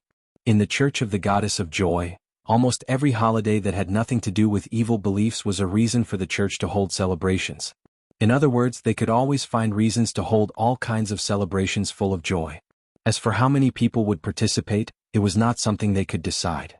The arrival of the Goddess of Joy added a touch of vitality to the city of Mordor. However, Soren had always had strict restrictions on the gods. He did not exclude people who liked and believed in the Goddess of Joy, but he would never allow this kind of hedonism to prevail in the city of Mordor. Therefore, the whole process of the ceremony was filled with members of the church and a small number of hedonistic civilians in the port of Mordor. Flowers, wine, music, and dancing. A simple celebration soon began. Beautiful singers danced around the altar, and bards played a variety of instruments next to them. The priest was praying in it, and with the atmosphere of joy, a little light invisible to the naked eye was gathering. This was the divine power of the Goddess of Joy being injected into the altar. She had noticed the altar that she had just built and quickly connected her faith to it. This meant that she had been silently paying attention to the city of Mordor. Otherwise, under normal circumstances, many celebrations would be held to attract the attention of the gods if an altar wanted to open. The celebration ceremony did not last long. Soon, the priest placed a girl's statue that had been prepared long ago in the center. Then a divine light emerged. This was a faint light visible to the naked eye, which meant that the Goddess of Joy had recognized this place as her temple. It was different from the Old Lady of Wealth and the influential Sea Goddess. The strength of the Church of Joy was only enough to build a small temple. These believers would earn money through performances and then give it to the temple to gradually expand. The Goddess of Joy had a large number of bards as believers. The church controlled a large number of theaters and circuses, which would definitely greatly enrich the entertainment of Mordor City in the future. Soren looked down at all this from the sky. After the believer of the Goddess of Joy had completed all of this, he transformed into an ordinary young man and walked past the people who were immersed in the celebration, arriving at the back of the temple. No one noticed Soren's arrival, except for the golden light that appeared on the statue of the girl on the altar. "Welcome," he said. The Lord of Mordor." the protector of the half-elves. With a little bit of light, the light of faith behind the temple converged into a graceful figure of a girl. She bowed slightly to Soren and said in a pleasant voice, "Thank you very much for accepting my church. May joy be with you." The figure of the goddess of joy appeared. While bowing to Soren, she also used a relative honorific. As a veteran god, although she had existed longer than Sauron because of the level of divine power, Sauron's status was far higher than hers. In the future she would be much lower than Sauron in the Pantheon Temple. Although Mordor is ruled by order, it does not exclude joy. Soren looked at the beautiful girl in front of him and said with a smile, "I hope your arrival can bring more happiness to the civilians." Hearing Soren's words, the goddess of joy fell into deep thought. Soren's words were not a simple greeting. As a god, the goddess of joy obviously understood Soren's meaning. He could accept joy, but he couldn't accept pleasure. As for the idea of freedom of the goddess of joy, it obviously wouldn't work in Mordor. Soren pointed out the order to tell the goddess of joy that she must pay attention to this. Mordor was a city full of order. He could accept the goddess of joy, but he didn't agree with the idea of freedom of the Chaos Camp. "I understand." The goddess of joy's smile had a hint of bitterness. If it weren't for the Avatar crisis, she definitely wouldn't want her believers to develop in Mordor. But now the continent was full of war, and many people couldn't even fill their stomachs. The goddess of joy's position was more awkward. She nodded gently to Soren and said, "My believers won't bring you any trouble." "That's good." Soren smiled and said, "There will be a large celebration in Mordor soon. Maybe your church can be responsible for hosting it." He had to give her a carrot after giving her a stick. Mordor did have a celebration. As a new city, the day of the establishment of Mordor was an important celebration. Soren's military parade was also an important celebration. These celebrations were handed over to the Church of Joy to help the Goddess of Joy gather some believers. Looking at the believers of the Church of Joy, there were more bards than priests. Soren guessed that the Goddess of Joy's situation wasn't very good. Perhaps many priests couldn't give her divine spells. This was the limitation of the priesthood. The priesthood she had was not good for the time of turmoil. "Then it's time to talk about business." Soren didn't come in person to chat. He looked around, waved his hand, and a divine barrier appeared. Then he said, "I want to know the whereabouts of the goddess of abuse, Lauvita. She's your old rival. You should know something about her, right?" The goddess of joy was stunned for a moment and then said, "Is she also an enemy of Sir Soren? If it's Lauvita, I do know something about her." Soren didn't answer her question. He just looked at the goddess of joy in front of him and smiled. "The Maiden of Pain has been fighting with you for thousands of years. I think you would be happy to see such an enemy disappear, right?" The goddess of joy was silent. Obviously, Soren's words touched her heart and made her hate him. This famous goddess had several lovers who were priestesses in the church, and many of these priestesses died in the hands of the Maiden of Pain's believers. P.S. The first chapter. There's one more chapter. Chapter 876. Talon City. This used to be one of the few big cities in the south. However, due to the prevalence of corruption, the law gradually became a tool for the rich and powerful. Gradually, the city began to show signs of decline and decay. More and more merchants avoided this place where they needed to bribe to do anything. However, the decline of Talon City also meant the rise of some other forces. They were the forces that belonged to the gray area and the churches of many evil gods. At this moment, in an underground prison, a group of people in cloaks were kneeling in front of the altar, praying. Standing in the middle of the altar was a beautiful girl in revealing clothes. She held a long whip in her hand, and after praying for a while, she suddenly whipped herself violently. This time she used almost all of her strength. A bloody whip mark appeared on the beautiful girl's back. At this moment, the other people under the altar also took out their whips and whipped themselves. Then they knelt on the ground and prayed. Many of Lauvita's believers and priests specialized in using whips. It was just like how many of Soren's believers were good at using machetes. These were all changed because of the preference of the god. All of this did not end quickly. After a period of self-abuse, the believers began the next step of the prayer ritual. This special ritual was called Flame of Candlelight. The believers first chanted hymns and danced around the burning candles. Then, under the guidance of the priest, some beautiful girls began to appear. They kept burning their bodies with the flames of the candles. At the same time, they asked other believers to drip the candles on their bodies. The whole process lasted for a while until the ritual was completed. the high-grade priest extinguished the candles with holy wine. At this moment, the ritual reached its climax. When all the believers were covered with whip marks and candles, a divine radiance appeared on the altar. Then a hazy figure of a girl appeared. Then everyone began to pray passionately. The priest even sang hymns loudly. The whole ritual lasted for about 2 hours. When everything was over, the girl on the altar gently waved her hand. A breath that made people feel peaceful and happy appeared. At this time, the priests also began to cast divine spells to heal flesh wounds. Under normal circumstances, they would only heal minor injuries. Occasionally, there would be believers who would hurt themselves badly to please the goddess. The Maiden of Pain, Lauvita, was an aggressive, domineering, and fearless goddess. She protected all the torturers, sadists, and bullies on the continent. The Maiden of Pain was obsessed with inflicting pain, whether physical or psychological.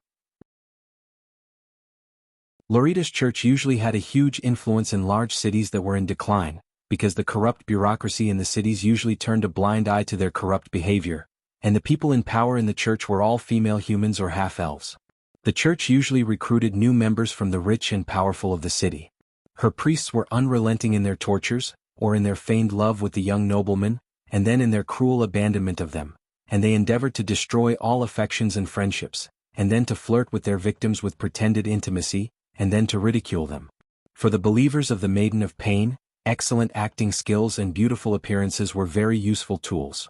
The Maiden of Pain's alignment was lawful evil. Under normal circumstances, evil gods of this alignment acted like devils, and most of them had a plan. This could be seen from the teachings of the Maiden of Pain. Judging from the church's rituals, the Maiden of Pain wasn't much different from other evil gods. But if you read her teachings, you would realize that this goddess wasn't simple. The teachings of the Church of Pain were long. If you simply picked out a few, you could summarize them into the following few. This world is full of pain and suffering, so the only thing we can do is to face the inevitable pain, and pay back more pain to those who caused our pain. Article 1 of the doctrine, mercy is the best companion to pain, because only mercy can deepen the pain of torture. Remember that endless cruelty and torment will only make the abused rise up in revolt, and so it is necessary to stop the torment occasionally, on a whim, and give them unexpected comfort and healing, so that they may not understand the will of the goddess, and thus the foolish people will all the more thirst for the mercy of the Maiden of Pain. The second doctrine of the Church. The whip, the flame, and the cold are the 3 useful tools given by the goddess to her believers. Article 6 of the doctrine, no matter when we inflict torture and punishment, we should preach the teachings of Laurita. Pain is a comprehensive trial, it can strengthen the mental resilience, and let those who have survived the ordeal gain true joy. Only those who know the rules of the goddess can inflict real punishment and abuse. Article 9 of the doctrine, wherever there is a whip, there will be goddess Laurita. Fear Laurita and desire her grace. The last paragraph of the doctrine. The teachings of the Maiden of Pain were very interesting. Especially in the last paragraph, pain is a comprehensive trial, it can strengthen the mental resilience, and let those who have survived the ordeal gain true joy. This was the highest realm of masochism. Motor City. Council Hall. When Soren decided to deal with the Maiden of Pain, all the information about her was secretly sent to him by the spies in Motor City. Soren's church did not have many things, but there were a lot of rogues, and the efficiency of collecting information was several times better than other churches. The information from the Goddess of Joy was very important, but Soren still needed to deal with the Maiden of Pain, and her church still needed to be dealt with by Soren's church. In this way he must first know the internal situation of the abused church. The other things were relatively ordinary. After reading a lot of information, Soren became a little interested in Laurita's teachings. Very surprised. Soren actually saw a little bit of positive energy in Laurita's teachings, even if it was just a nice way to put it. But if this point was used to convert, it would be of great use. Treat pain as training. If he could grasp this point and convert it, then there would be no problem with Vivian's clergy. A pure abuse clergy was still too low-end. Soren's initial goal to deal with Laurita was the pain clergy. As for the other tortures, torture, whipping and so on, they were completely unpresentable. Pain, and suffering. These were the real useful clergy. It could be applied to the gods of the evil alignment, and it could also be applied to the gods of the good alignment. The priesthoods of Vivian and Lillian were to be chosen between them. That's right. Soren thought that the clergy could be extended in 2 directions. Lillian was obviously in the evil alignment, and Vivian was definitely in the good alignment. Pain, Was the starting clergy. Both of them could be considered. Chapter 877. Vivian's priesthood was initially determined. However, regarding the two extreme extensions of pain, simply speaking, it could be understood as S&M. This point still needed to be considered. Everyone cast some monthly votes to give Fu Tu some energy. Let Fu Tu directly evolve into the corrupted Demon King and finish writing this paragraph. Chapter 878. The morning sun shone on the city of Mordor. Last night, there was a storm in the outer islands, and many fishing boats were forced to return early. But it was strange to say that the storm raged outside the city of Mordor. Once it reached the island of Mordor, a terrible storm turned into a downpour, and the intensity of the storm was reduced by at least half. This meant that what Sauron had prepared at the beginning had taken effect. The temples and arcane towers distributed in the city of Mordor had begun to affect and balance the weather conditions of the city. An invisible energy barrier had surrounded the island of Mordor, forming an artificial field effect. After the heavy rain, the city of Mordor was like a pearl. But when people got up early to prepare for work, there was a commotion on the other side of the street. Then the guards of the city of Mordor rushed over, and many curious people followed to watch. It didn't take long for the riot to subside. Many citizens of Mordor City who came to watch the fun saw the little girl who was walking a Quetzalcoatlus with a wingspan of 15 meters arrogantly with a rope as if she was walking a dog. Many new citizens were puzzled. They didn't know who this little girl was. Many old residents of Mordor smiled and looked at the cute little girl calmly. A huge Quetzalcoatlus walked past them. The little princess of Mordor. Her Highness Vivian. She hadn't shown up for so long, they thought Her Highness Vivian had gone somewhere. For the old residents of Mordor, they had long been used to such a scene. Since a long time ago, Vivian would go out for a walk with the former Quetzalcoatlus every day. It was just that the little princess had not shown up for so long, and she looked more beautiful, and the Quetzalcoatlus behind her was getting bigger and bigger. The guards consciously maintained order on both sides of the street. Vivian, on the other hand, was used to the curious gazes of the people. She held the gigantic Quetzalcoatlus in one hand and Lulu, who was almost as tall as her, in the other hand, and walked towards the beach happily. In order to fuse with the divinity, she hadn't gone out for a long time. Today she came out to walk Blackie, who she raised, and took Lulu, who had just returned from a mission, out to play for a while. After all, the little girl was only 11 years old this year. No matter how mature she was, it was inevitable that she would have some childish playful thoughts. In front was Vivian, behind was Lulu, and behind them was a huge two-legged pterosaur. Many people would gradually get used to this kind of situation because young girls like to get up early and go out for a walk. As the Pearl of Mordor City, Vivian was usually very low-key, and she was only noticeable when she went out for a walk occasionally. Vivian's awakening made Sauron feel like his life was back on track. Everything was looking good. If it wasn't for the threat of the Dread Lord and the God of Murder, perhaps Sauron would be more than happy to enjoy his current relaxed life. When he was free, he would manage Mordor City and study the war chess plane, making Mordor City the most dazzling city in the material plane little by little. Gloria studied alchemy technology when she was free, striving to understand the core mysteries of the arcane empire as soon as possible, striving to become a witch above level 30 as soon as possible, so that she could accompany Sauron for a longer time. As for Vivian, she grew up happily and enjoyed the childhood that she should have at her age. Unfortunately, now it was the time of the Avatar crisis, and everything was just imagination. Sauron only relaxed for a while, and then he began to face everything again, thinking about how to help Vivian get a clergy, and how to deal with the Dread Lord and the God of Murder at the same time. The demigod vampire was a very good example. It had to be said that this opponent still gave Sauron a lot of inspiration. He gained a lot of experience from the demigod vampire when he became a god. Now if Vivian wanted to become a god, the demigod vampire was also a good comparison target. The demigod vampire used his race clergy to become a god. His domain extension was very referential. If Vivian wanted to successfully integrate the clergy, she still needed to compare with the demigod vampire. Sauron already knew where the Church of the Maiden of Pain was. As for the whereabouts of Lauvita herself, the gods were more cautious in this era. Unless it was someone like Sauron who had a base camp, they would not easily expose their traces. But as long as they knew that the Church could slowly find her, Vivian did not need to rush to become a god.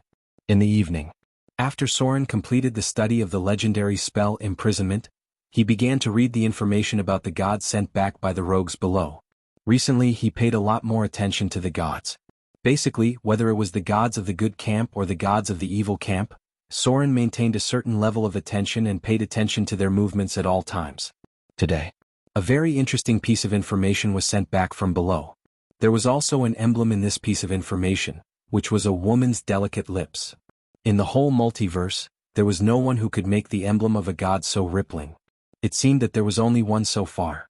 That was the one mentioned a long time ago, cat and dance goddess, Charis. Charis was also known as the cat and pleasure goddess. Her camp used to be chaotic and good. Later, because of the influence of Lady of Night, she tried all kinds of forbidden and taboo pleasure. As a result, she fell into chaotic and evil. Now, with the help of the goddess of love, she was restored to chaotic and neutral. She was the famous goddess who was almost broken by Lady of Night. Charis was the goddess of minor divine power. She was in charge of hedonism, sensual pleasure, large joyous celebrations, and the clergy of cats. The combat power of this goddess was relatively average, but she was a little stronger than most ordinary minor divine powers because she mastered the domains of chaos, charm, travel, and trickery. Under normal circumstances, as long as a god mastered the domain of trickery, they would not be too weak. Charis was a radiant and beautiful goddess. Only Shuni, the goddess of love, could compare to her in terms of looks. She was a frivolous and capricious god, so very few people could really understand her true inner thoughts. Her personality was as unique and independent as a cat's, and she liked to enjoy herself. She always took care of her appearance to maintain her delicate and beautiful appearance. This was a capricious goddess. She was also one of the more famous funny goddesses among the gods because her believers also had a hobby, which was to always find various reasons to hold various kinds of celebrations that satisfied the senses. This goddess was very much like a cat. She was also a goddess who liked to wander, and was even once thought by the gods that she had wanderlust.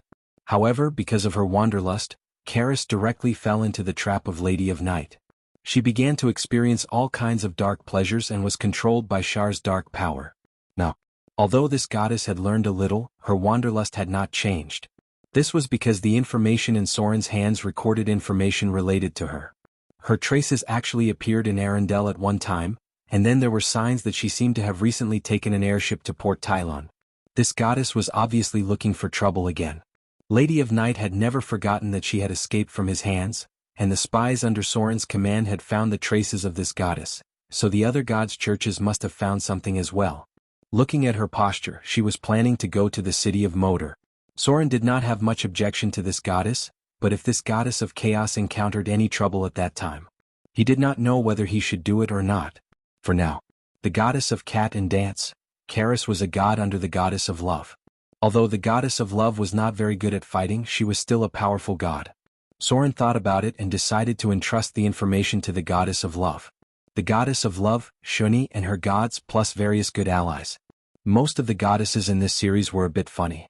The Avatar crisis had caused all of these goddesses to fall. With Soren's understanding of them, he only hoped that in the middle and late stages of the Avatar crisis in the future, fewer goddesses in this series would die. P.S. Today's update. The hemorrhoids are acting up. Don't talk, Fuda needs to be alone.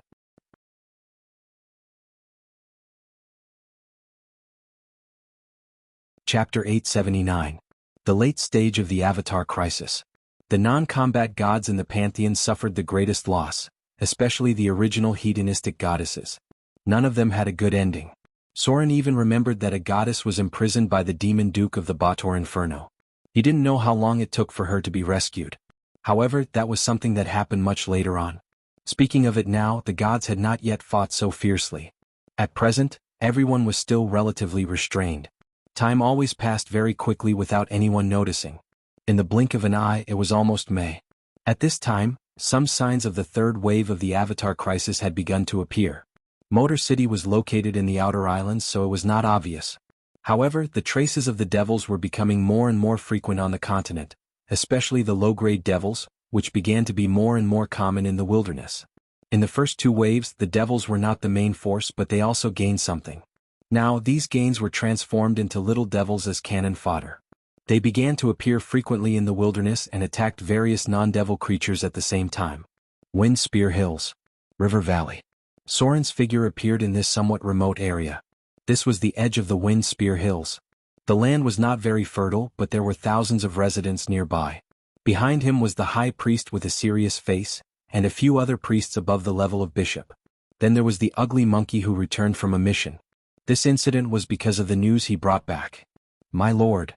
A priest who looked like an archbishop bowed his head humbly to Soren, and then said in a deep voice, "The news has been sent back. Recently there has been a batch of problematic food in the southern region. Many civilians began to get sick after eating it. All of these foods were planted with vicious spells. If the priests don't dispel it, people who have eaten the food will become undead creatures, and people who have been attacked by them will be infected with corpse poison." The devils finally took action. Compared with the reckless behavior of the devils were obviously more proficient in calculation and conspiracy. Nobody knew when it started, but a batch of problematic food appeared in the southern region. At first no one noticed it. However, as more and more people fell ill, people finally discovered the source of the problem. What was even more serious was that these sick people eventually turned into undead, and those who were attacked by them would also be infected with corpse poison. The southern region was the most populous place in the material plane. Once such a problem occurred, it would undoubtedly spread quickly. The Wind Spear Hills were also affected. In the valley that Soren had personally come to, there was a village where everyone had been turned into zombies. There's something wrong with this land. Soren had been watching everything silently. Then he turned his head and said to the high priest, "Send people to spread out and look for them. The soil here has been polluted. There must be a secret altar nearby. Any creature that eats what is grown on this land will be infected with a terrible disease. Tell the people below not to eat anything here, including water." Soren felt a sense of familiarity when he saw this. It was similar to what the devils usually did, but it was also similar to what the liches of the Grey Waste did. The devils liked to change the structure of the polluted land. This was because many devils were immune to poison, and in the process of attacking the abyss, the most common thing they did was to change the plain laws of a piece of land they conquered, transforming the chaotic laws of the abyss into orderly laws. In the front lines of the Blood War, many fortresses occupied by the devils were eventually transformed, and the laws of the land became more suitable for the devils. In front of Soren was a piece of transformed land. A filthy power had eroded the land. Whether it was the plants, the soil, or the rivers, everything had been corroded by this power.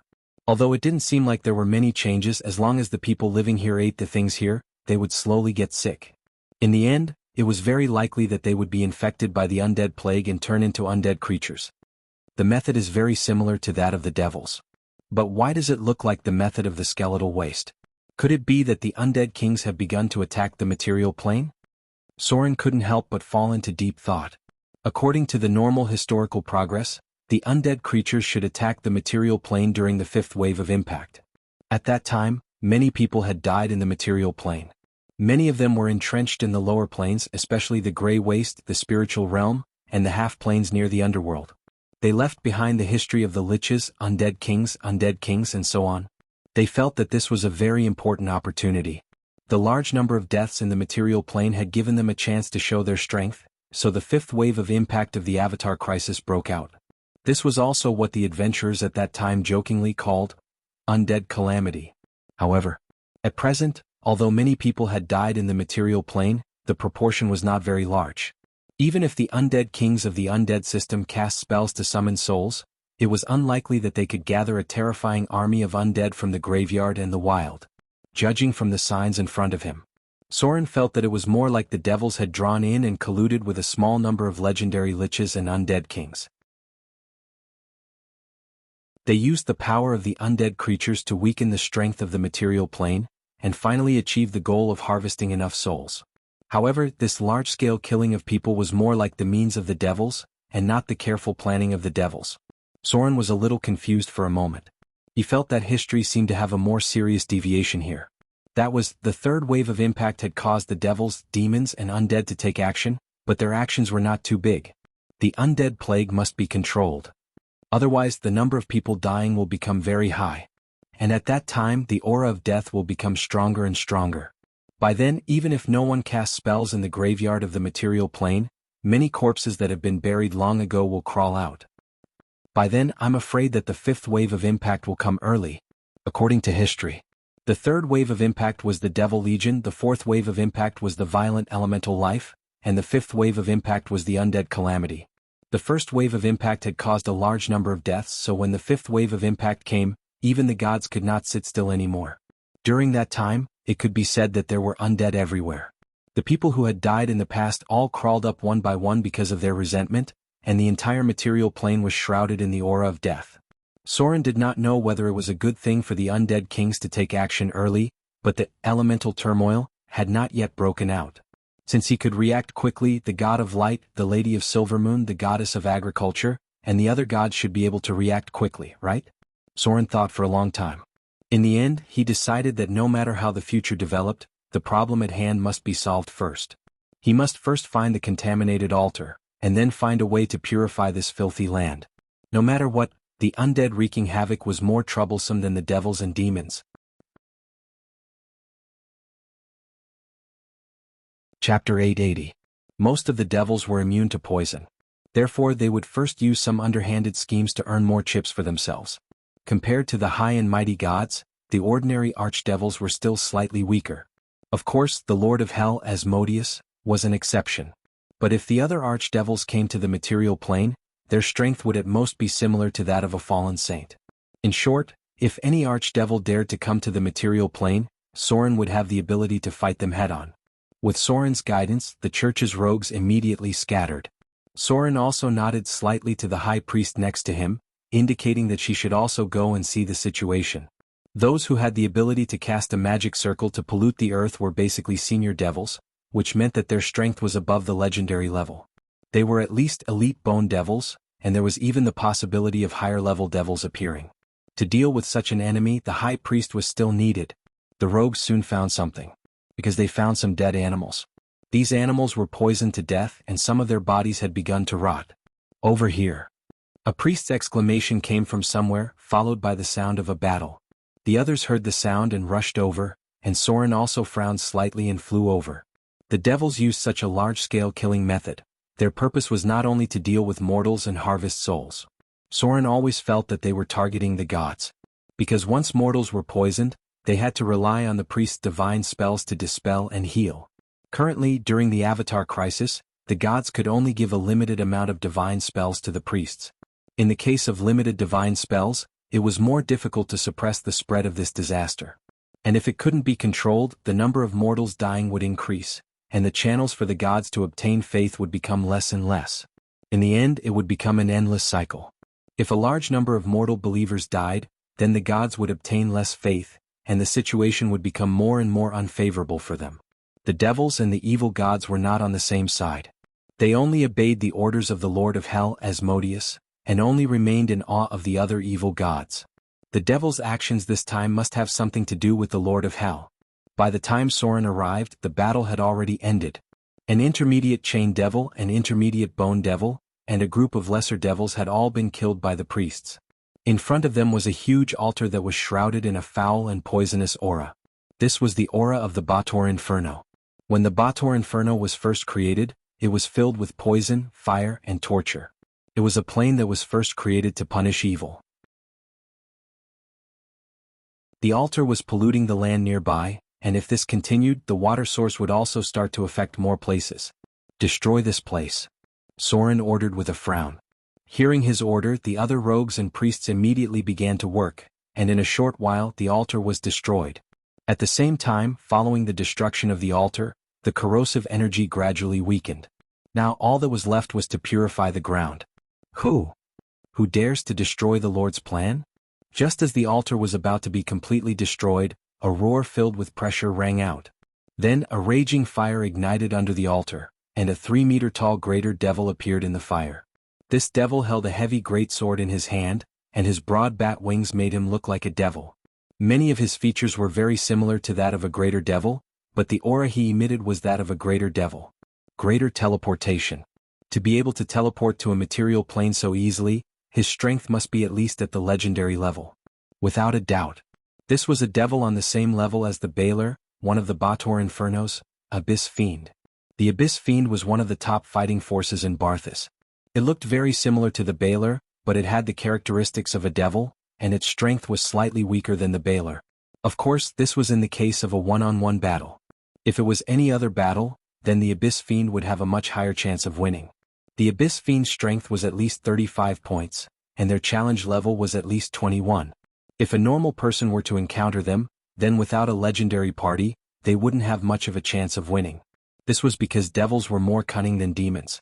The Abyss Fiend was proficient in all kinds of teleportation techniques, and could cast a blasphemous whisper with a spell power of 25 or above. In theory, an Abyss Fiend had the ability to destroy a small city on its own.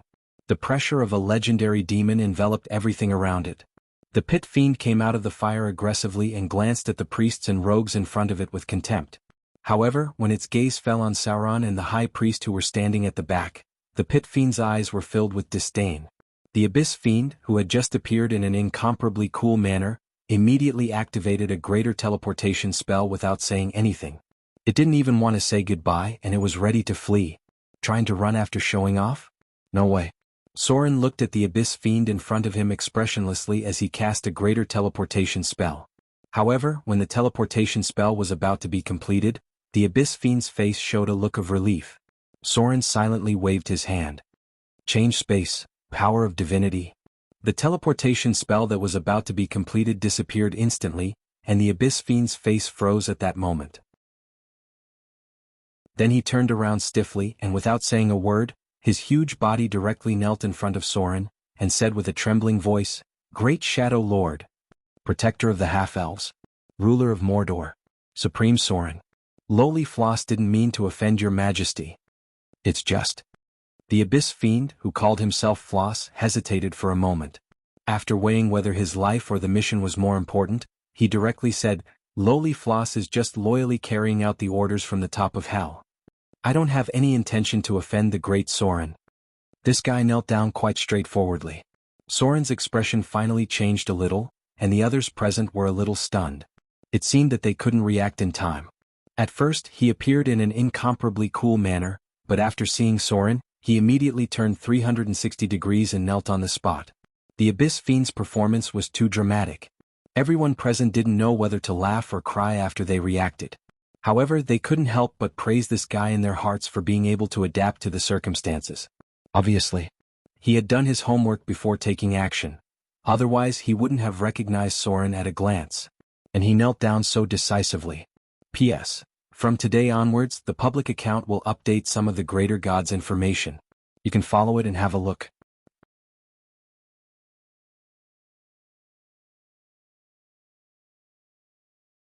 Chapter 881. In the dream, Frodo had become an incomparably awesome exorcist. Furthermore, he had gone to England to deal with all kinds of vampires and female canines. The whole process was extremely satisfying.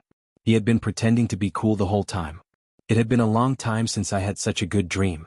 After waking up, I had a look of longing for more. Just as the dream was about to end after a big battle with a group of vampires, a white-bearded priest told me, "Frodo, you have worked hard. You should have a good rest." When I thought about it, it really made sense. In the dream, Frodo had fought with many vampires for 300 rounds. He was indeed exhausted. Therefore, it was reasonable for me to rest today. As a result, it just so happened that every month, there were more than 30 days that I did not want to write. Therefore, it was reasonable for me to ask for leave today. Today, not only did I have to ask for leave, Frodo also asked for monthly votes. By the way, I gave myself a thumbs up for being so shameless.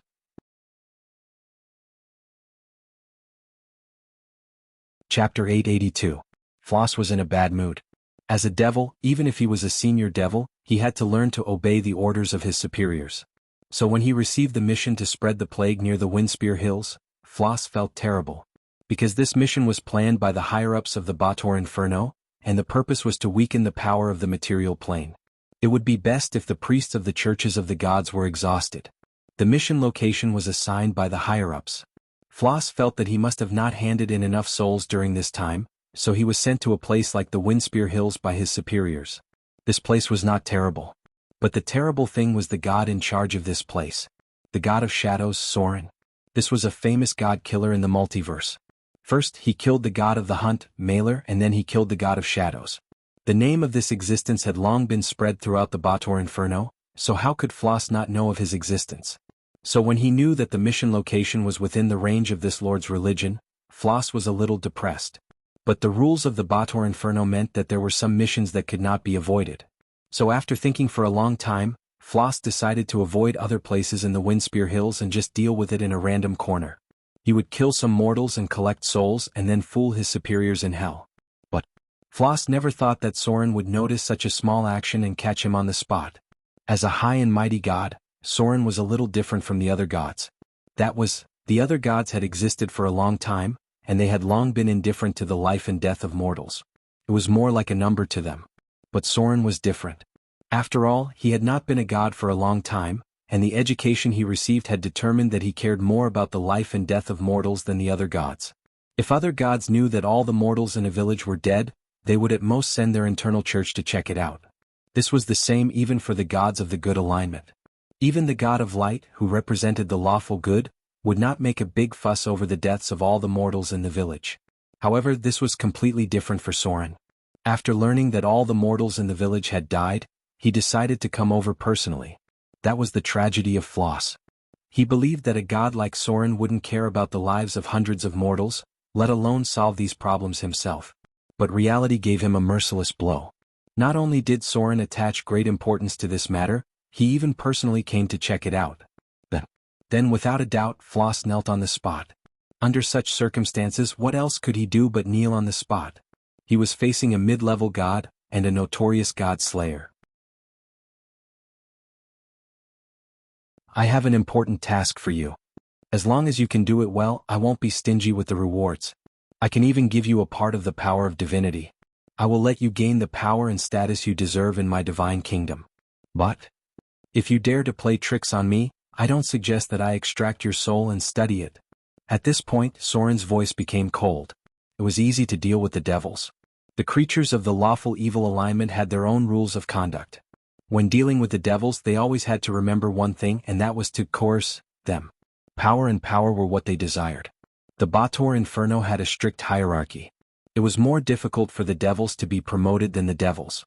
Soren had to promise them enough benefits and tell them the consequences of going against him. The devils were very smart. Generally, very smart people would know what to do in this situation. P.S. First update. Today's update.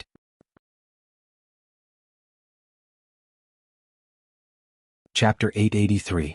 Controlling demons was easier than controlling demons. Because the creatures of the lawful alignment were accustomed to obeying orders. Compared to the chaotic nature of demons, after controlling a demon, you didn't have to worry about it being like a demon. But if you controlled a demon, then you must always be aware that the demon would never be loyal to you. They were always thinking about how to betray you. It was just that before they had the confidence, these devils would work obediently. Demons believed in order and rules, but not because the latter could promote the progress of the whole society, but because they believed that they could seek their own interests from these rules. Every demon was eager to be promoted to a higher level so that they could change the rules at will to meet their goals. The ideal of the demons was to go from obeying the rules to making their own rules. In many levels of the Bator Inferno, many demons would make various rules for other demons to pursue their own interests.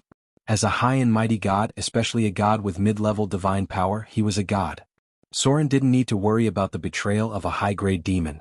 He was confident enough to control the other party because gods controlled demons differently from mortals. Gods controlled demons directly from the soul, while mortals mostly relied on spells and real names. In this way, demons could betray their masters at any time and plot to kill them. Mordor City afternoon. Shortly after Soren returned, Gloria came to the study. I heard that you brought back a high-grade demon? Gloria came in and looked around. Then she flipped her long hair and said, "Why is it gone? Did you let it go?" Soren nodded and looked at her. "What's wrong?" "I have something to send it to deal with, so it has returned to the Bator Inferno." "It's nothing." Gloria smiled and said softly, "It's just that some research needs the blood of high-grade demons, but since it has been released, I'll use something else instead. By the way." Speaking of this, Gloria's expression became serious and she said seriously, "Recently, someone in the Council Hall of Mordor has found infected people in the port of Mordor. At present they have all been quarantined. I think according to the current situation on the mainland, we should also control the foreign population. The epidemic spread faster than expected. Although the churches of the gods reacted quickly, some places that lacked priests quickly became a paradise for zombies. Currently, the paladins were clearing out the undead and searching for traces of the devils. Even the Holy Avenger had asked Soren for a batch of safe supplies to help the victims. Many cities and towns on the continent had been quarantined. The churches of the gods were cleaning up the devil's minions in batches, and at the same time, they were carefully guarding the Lord of Hell, Asmodeus. Yes. Then let's restrict the number of outsiders for now. Soren thought about it and felt that it made sense, so he said, issue a ban in the city of Mordor. Currently, outsiders are not allowed to enter. Port Mordor has added an inspection mechanism. I will send the church's priests to pay attention. The third wave is coming soon. Now that the blood war in the bottomless abyss is about to come to an end, it's very likely that the devil's main army in the blood war will attack the material plane and plunder souls. Blood War Legion. Just thinking about this name was enough to make many mortals in the material plane feel fear. Because of the Avatar crisis, the current blood war in the bottomless abyss was about to stop, and the intensity was not even 1/10 of the original. In this way, the devil's main army in the blood war had free time. This was also one of the biggest challenges facing the material plane in the Avatar crisis. The devil's main army that had been honed in the blood war for thousands of years was almost invincible in the material plane. Even the army of Mordor was vulnerable in front of them. Perhaps the only thing that could fight against them in the material plane was the Golem army during the Arcane Empire. The third wave of impact was just a tentative attack by the Blood War Legion. Only during the last wave of the Avatar crisis would Asmodeus, the Lord of Hell, send out the elites of the Blood War Legion, as well as the top elite demon legion that rose to become senior demons in the Blood War and gradually disappeared. It was said that they were sent to the deepest part of hell. Note, as mentioned before, the excellent senior devils who rose in the Blood War would eventually be sent to the deepest part of the Bator Inferno to become Asmodeus' trump card. No one knows what he will do with these top Blood War devils' main army. Legend has it that he is going to use this group of elites to counterattack Mountain Paradise. History had entered a period of choice. Although it was only the third wave of impact, Soren had already felt that the final outbreak of the Avatar crisis was gradually coming. There was not much time left for him. In his previous life, the material plane could survive because there were 3 million paladins supporting the backbone of the world. These paladins fought on the front line and faced the devil's main army that survived the blood war. But now the adventurers were long gone.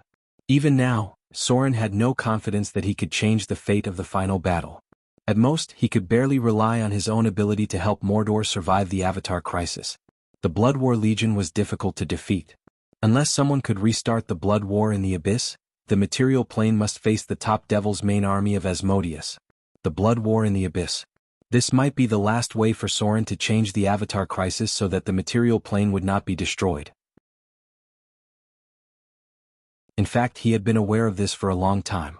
Only by restarting the blood war in the abyss could he delay the devil's main army of Asmodeus during the Avatar crisis, give the material plane time to breathe, and then drag the devils into the endless war with the devils again. Soren's plot in the abyss was not small. At first, it was just to protect himself, then it was for Vivian, but everything was connected. If possible, Soren did not mind saving the world even if he was a god of the evil camp. But if Soren finally decided to do so, then he must face the challenge of Asmodeus, the Lord of Hell. In the face of such a terrible enemy, Soren must be above the level of great divine power. The future was full of endless variables. Soren, as a far-sighted person, must consider things in the long run. If a person does not consider the long run, there will be immediate worries. What he could do now was to accumulate his strength step by step, wait for the third wave of the Avatar crisis to come, and then accumulate strength to deal with the fourth wave of the Avatar crisis. As for whether he could save the material plane and meet the final battle of the Avatar crisis, for now, the only way Soren could think of was to restart the blood war in the abyss. Without 3 million paladins to support the world, only the blood war in the abyss could save the world. P.S. Second update. This book is beginning to enter the middle and late stages. After writing for such a long time, Futu's spirit would sometimes be very tired. I hope everyone can understand.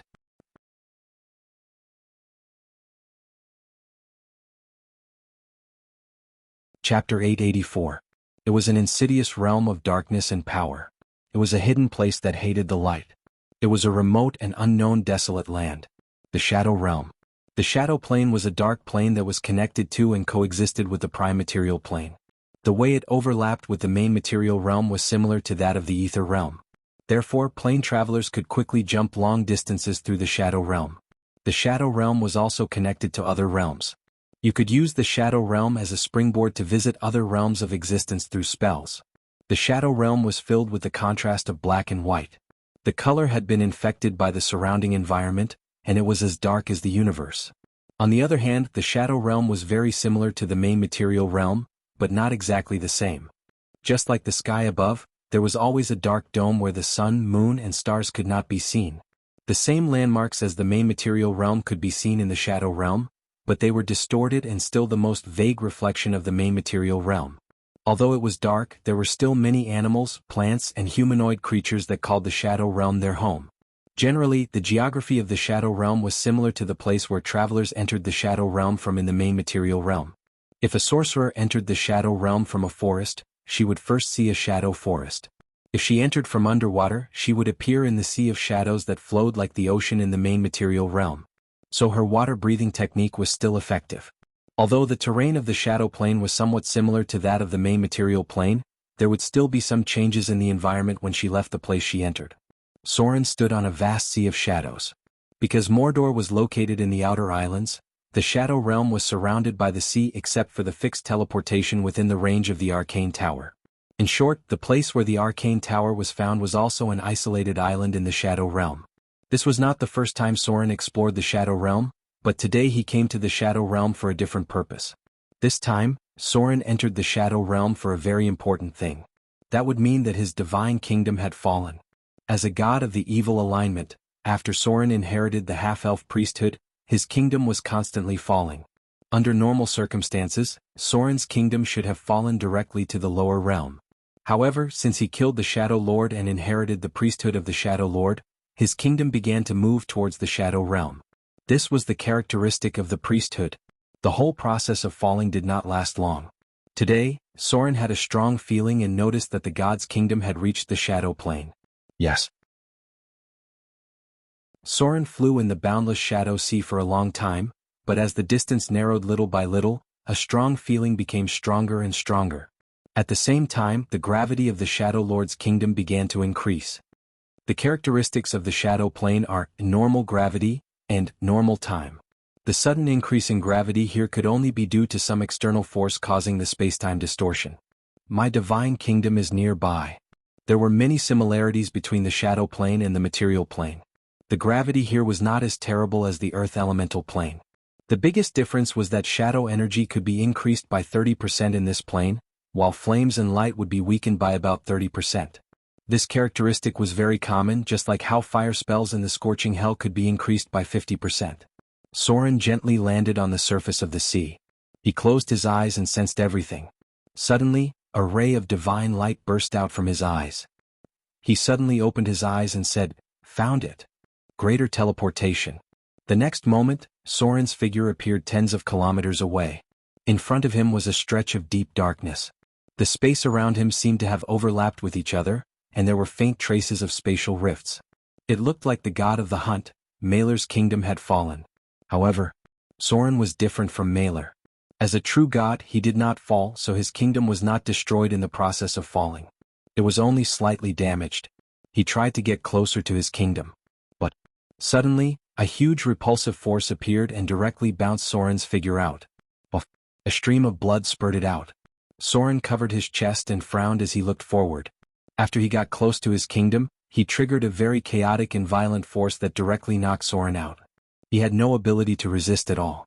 It was as if the law of the kingdom was repelling him. The Avatar crisis. The terrible chaotic storm that broke out in the time of troubles was still there. All the gods could not enter their kingdoms. So even if Soren's kingdom was in front of him, he could not step in. It seems that I can only go back when the Avatar crisis is over. Soren shook his head and sighed. He cast a healing divine spell on himself. The power of the law had a repelling effect on the body of the gods. At present, even the Lord of Light had no way to enter his divine kingdom, let alone him. However, Soren came to the Shadow Realm this time not to hide in his kingdom, but to do something more important. That was to integrate his kingdom into the Shadow Realm. Although it was something that Soren must do in the future, the Shadow Realm was also an important springboard that could almost connect to most of the realms in the multiverse. The Shadow Realm had a certain special characteristic. It was the characteristics mentioned above. Everything here was covered with a layer of shadow energy.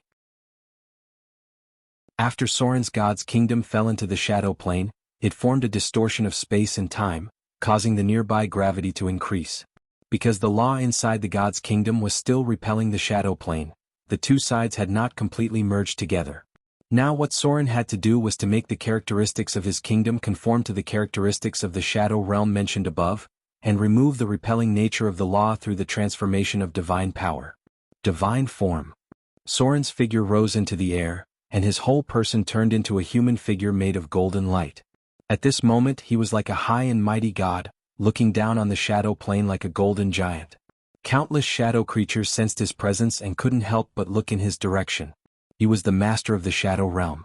At this moment, what Soren had to do was to assimilate his kingdom with the shadow realm. At the very least, he had to integrate the characteristics of the shadow realm. Otherwise, the power of the law would be repelled step by step, and eventually the kingdom would be damaged. Change reality. Shard of divinity. The surrounding space gradually distorted, and traces of cracks in the realm were repaired by Soren's divine power. At the same time, with the power of the divinity of shadow, the energy from the shadow realm began to gather around him. Change space. Shard of divinity. Countless shadow energy gathered around Soren like a torrent, and then he injected it into the god's kingdom. Although Soren could not perceive and see everything in the god's kingdom, he knew that everything inside the god's kingdom was slowly changing.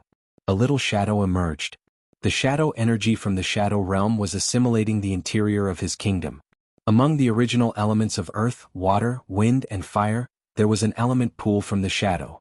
To stabilize his kingdom in the shadow realm, Soren had to completely transform his kingdom. Normal gravity. Normal time. Infinite space. Although he could not enter his kingdom, Soren still maintained a certain level of control. After all, it was his kingdom.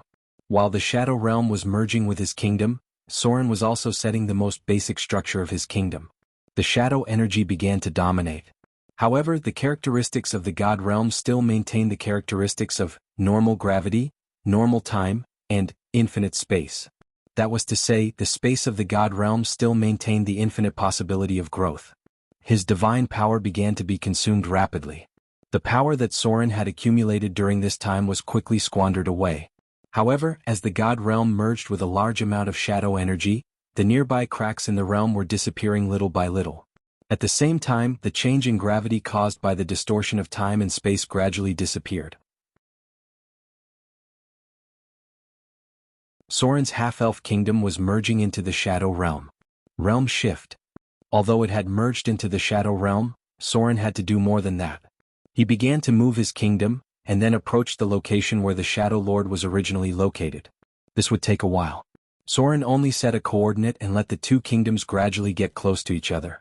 When the two sides were close to a certain distance, what Soren had to do was to merge the two kingdoms together. It was not difficult to move the kingdom, but it was moving up and down. Because of the characteristics of the realm, it was easier to move up and down, but moving the kingdom horizontally required a lot of power. Soren's divine power could not withstand such consumption. He could only rely on the characteristics of the realm to move slowly. There was still some time before the Avatar crisis was over.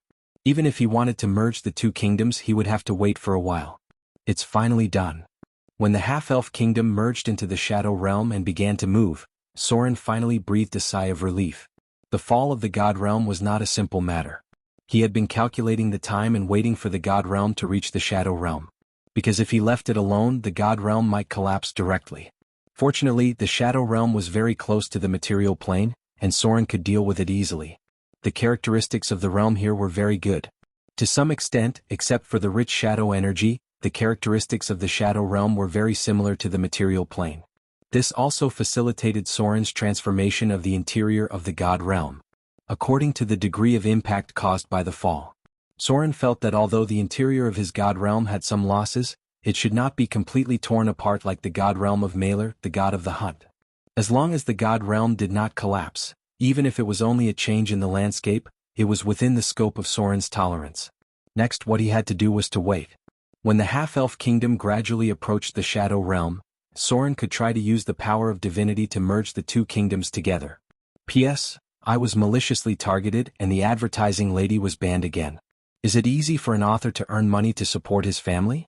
Now there are so many readers who read pirated books and Futu did not say anything, nor did he do anything to prevent piracy. He just silently wrote his own book and found a way. It was not easy to have other income subsidies, but there were always people who targeted him and destroyed him. I really don't know what to say.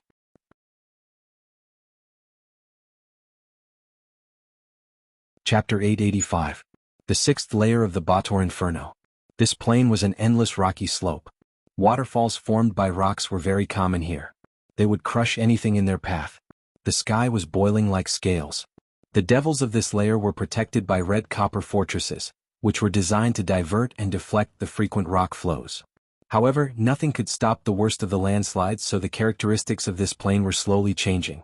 Unless Asmodeus took action, it would take thousands of years. Abyssal fiend Floss's figure appeared in this layer. There were many terrible environments in the Bator Inferno, but Floss had long since gotten used to them. As a greater devil, abyssal fiends, or pit fiends, could adapt to most environments. Floss had been a pit fiend for quite some time now, and had been to most of the layers of the Bator Inferno. However, his activities were mainly in the first and second layers of the Bator Inferno. These two layers had more opportunities, while the lower layers of the Bator Inferno lacked enough opportunities to advance. He had come here to complete an important task given to him by Soren. Although he was unwilling to deal with the person he was about to meet, it was no longer up to him to decide. The original lord of the sixth layer of the Bator Inferno was an old hag. The hag countess wasn't a greater devil, but an extremely powerful night hag from the underworld. The former devil lord Moloch had once ruled this layer, but he was later overthrown. During a great rebellion that swept through the 9 hells, he openly defied the lord of hell, Asmodeus. Most authorities agreed that this hag, one of Moloch's most trusted advisors, was the one who suggested Moloch's rebellion. Of course, the rebellion failed, and the hag was placed in Moloch's position. However, it was difficult for a hag that wasn't of the lawful evil faction to hold a high position in the Bator Inferno for long. Unsurprisingly, the hag countess eventually met her end. The new lord of the sixth layer of the Bator Inferno was Queen Eumaglasia. She was the daughter of the lord of hell, Asmodeus. The princess of hell had already become a greater devil. Her mother had died in the last rebellion, and she hated the devil lord of the fifth layer, Levistus. He'd been sealed in ice by Asmodeus for thousands of years. Before becoming the overlord of the sixth hell, Queen Eumaglasia had traveled the prime material plane and gained a few followers. Most of Glasia's followers were inexperienced, young, and naive humans. Glasia recruited youths brimming with vitality and made them willingly accept certain taboo experiments. The Principality of Rossard must be mentioned here. The Queen Euma's shadow had always been behind the rapid rise of Soren's rival, the Duke of Red Dragon. A warlock's bloodline required certain taboo conditions to maintain. Soren had enough reason to suspect that it was the Queen Eumaglasia's help that allowed the Duke of Red Dragon's wife to possess her current strength. Moreover, the Queen Euma had been searching for humans in the prime material plane for a long time to conduct experiments. The Duke of Red Dragon was likely to be one of the successful experiments. In this plane ruled by the daughter of the Lord of Bator, Asmodeus, the pit fiend Floss kept a low profile. After advancing for half a day, he arrived in the vicinity of a special red fortress in the sixth plane. This was a fortress with red copper on the outside. As a greater devil, Floss easily passed through the guards and obtained the right to meet the master of the fortress, the soul stealer Nigris. Floss passed through a passage filled with the smell of metal. The walls around him were filled with corpses that had been turned into specimens. There were devils, demons, and even demons. Most of the powerful creatures in the lower planes had their corpses left behind as specimens in this passage. All of this represented the strength of the master of this fortress, and all the guests who came here for the first time felt a trace of reverence. "I heard you want to discuss a big deal with me?" When Floss entered a vast dark red hall, a devil sitting on a chair made from the skin of a hellhound turned around. He looked a little like a gray-skinned human, but was different from the other devils. This was a greater devil that had constructed his own form and appearance. He looked like a human with a single horn, gray skin, and scarlet pupils. Yes, Floss tried his best to keep his voice calm. The greater devil in front of him was the legendary soul stealer, Nigris of the Bator Inferno. Just like there were many unknown top legendary figures in the gray area of the material plane, there were also some devils in the Bator Inferno who were very powerful, but their reputation was far less than the other archdevils and the devil generals among the devils. However, as long as one came into contact with the higher-ups in the lower planes, they would know that there was a group of very special existences in the lower planes. That was the Soul Stealer. The Soul Stealer was a title, and it was a taboo title in the lower planes.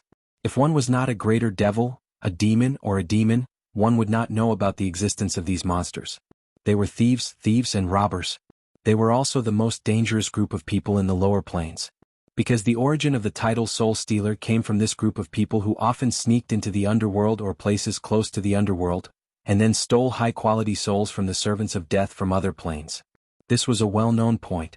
On the 6th floor of the Bator Inferno, the fortress where Queen Yuma Glacia was located was recognized as the place where the most souls were stored in the Bator Inferno.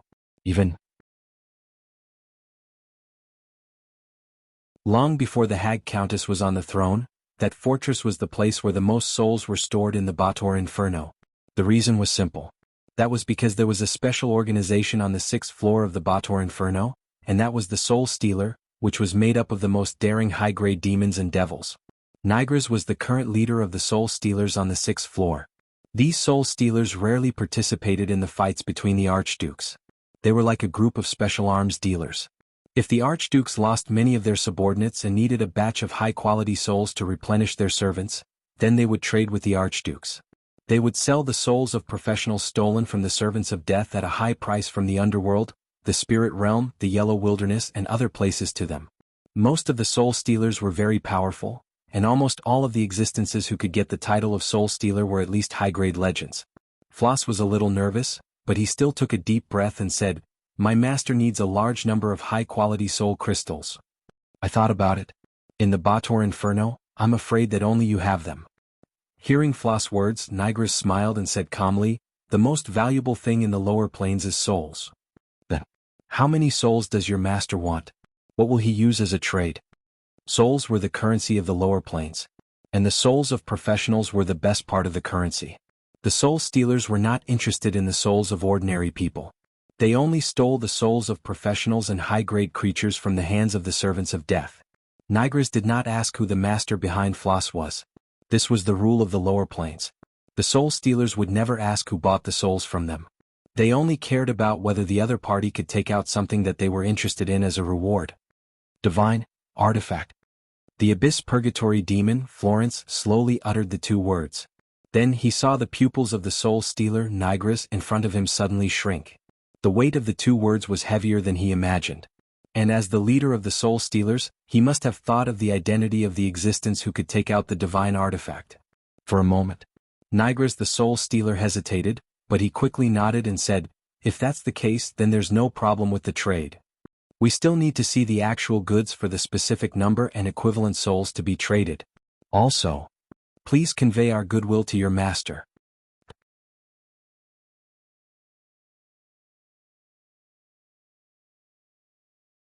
Chapter 886. After discussing some matters, the pit fiend Floss left the castle.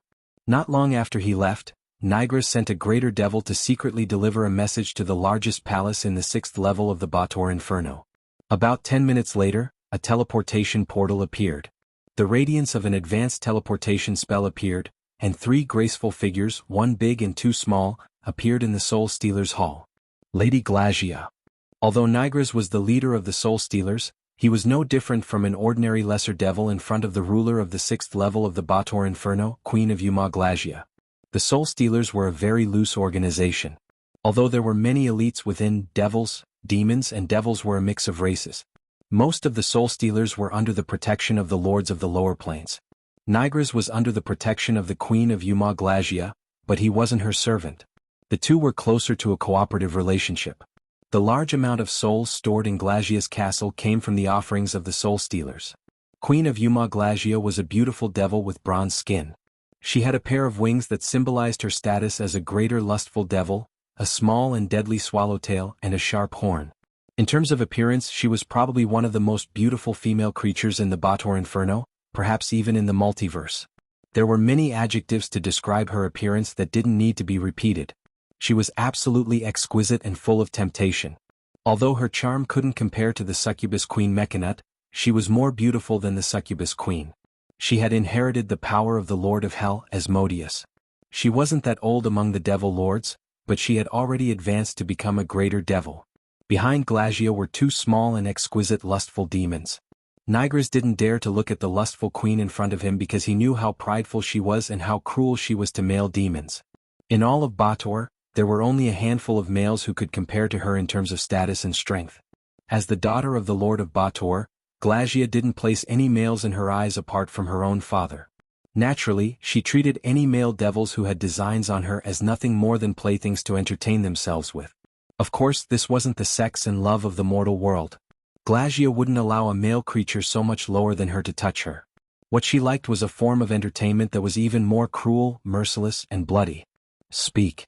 Glagia's voice carried a trace of arrogance as she faced the leader of the Soul Stealers. You called me over in such a hurry. There must be something important. Queen Yuma narrowed her eyes. One thing was for sure.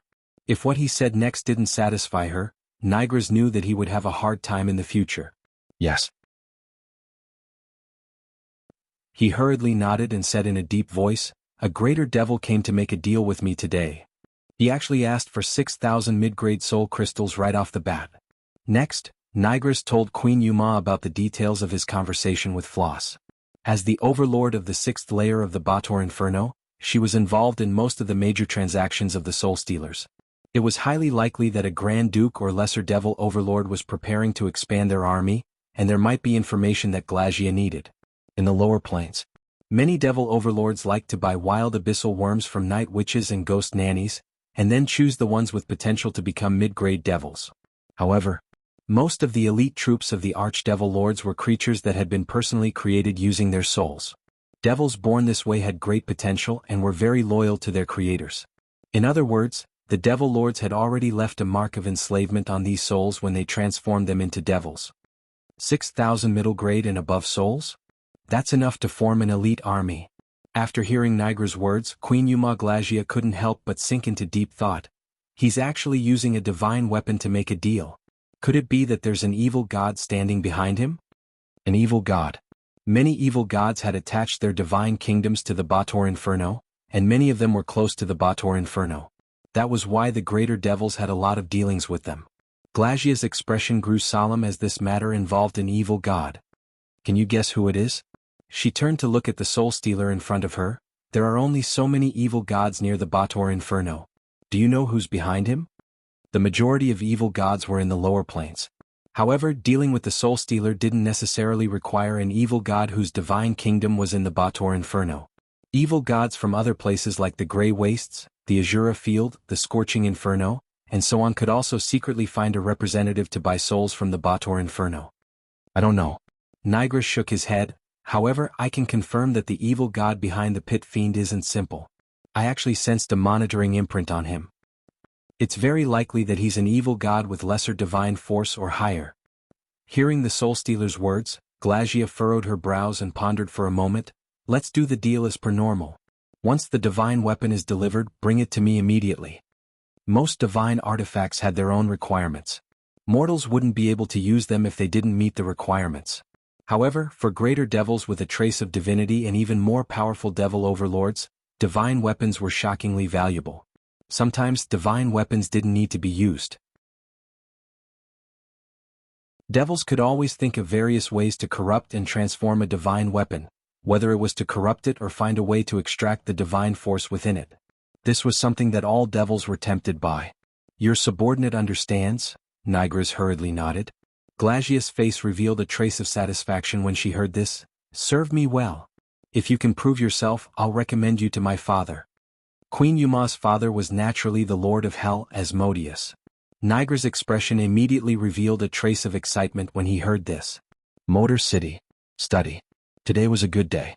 Although the outer islands were becoming more and more stormy as summer approached, and even Motor City would experience heavy downpours from time to time.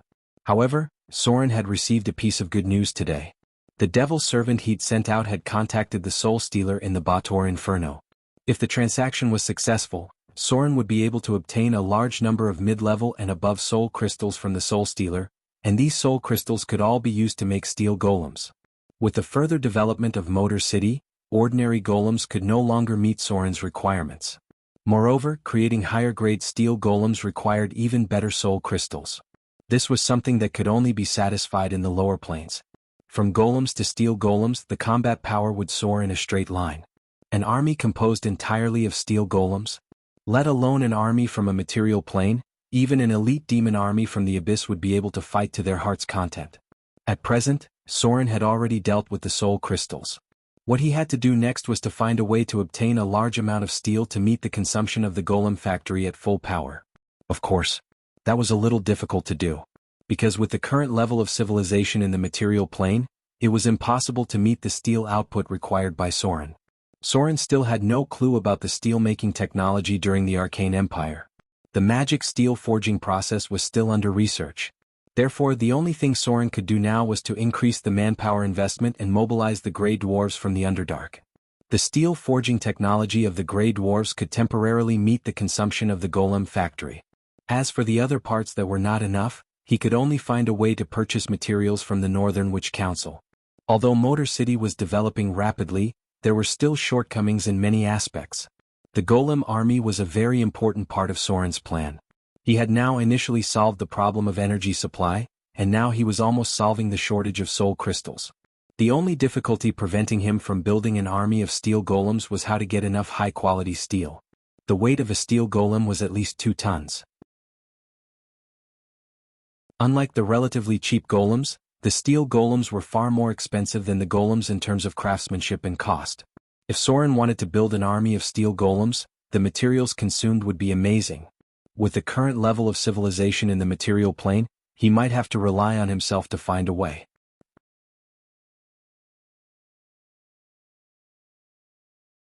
Chapter 887.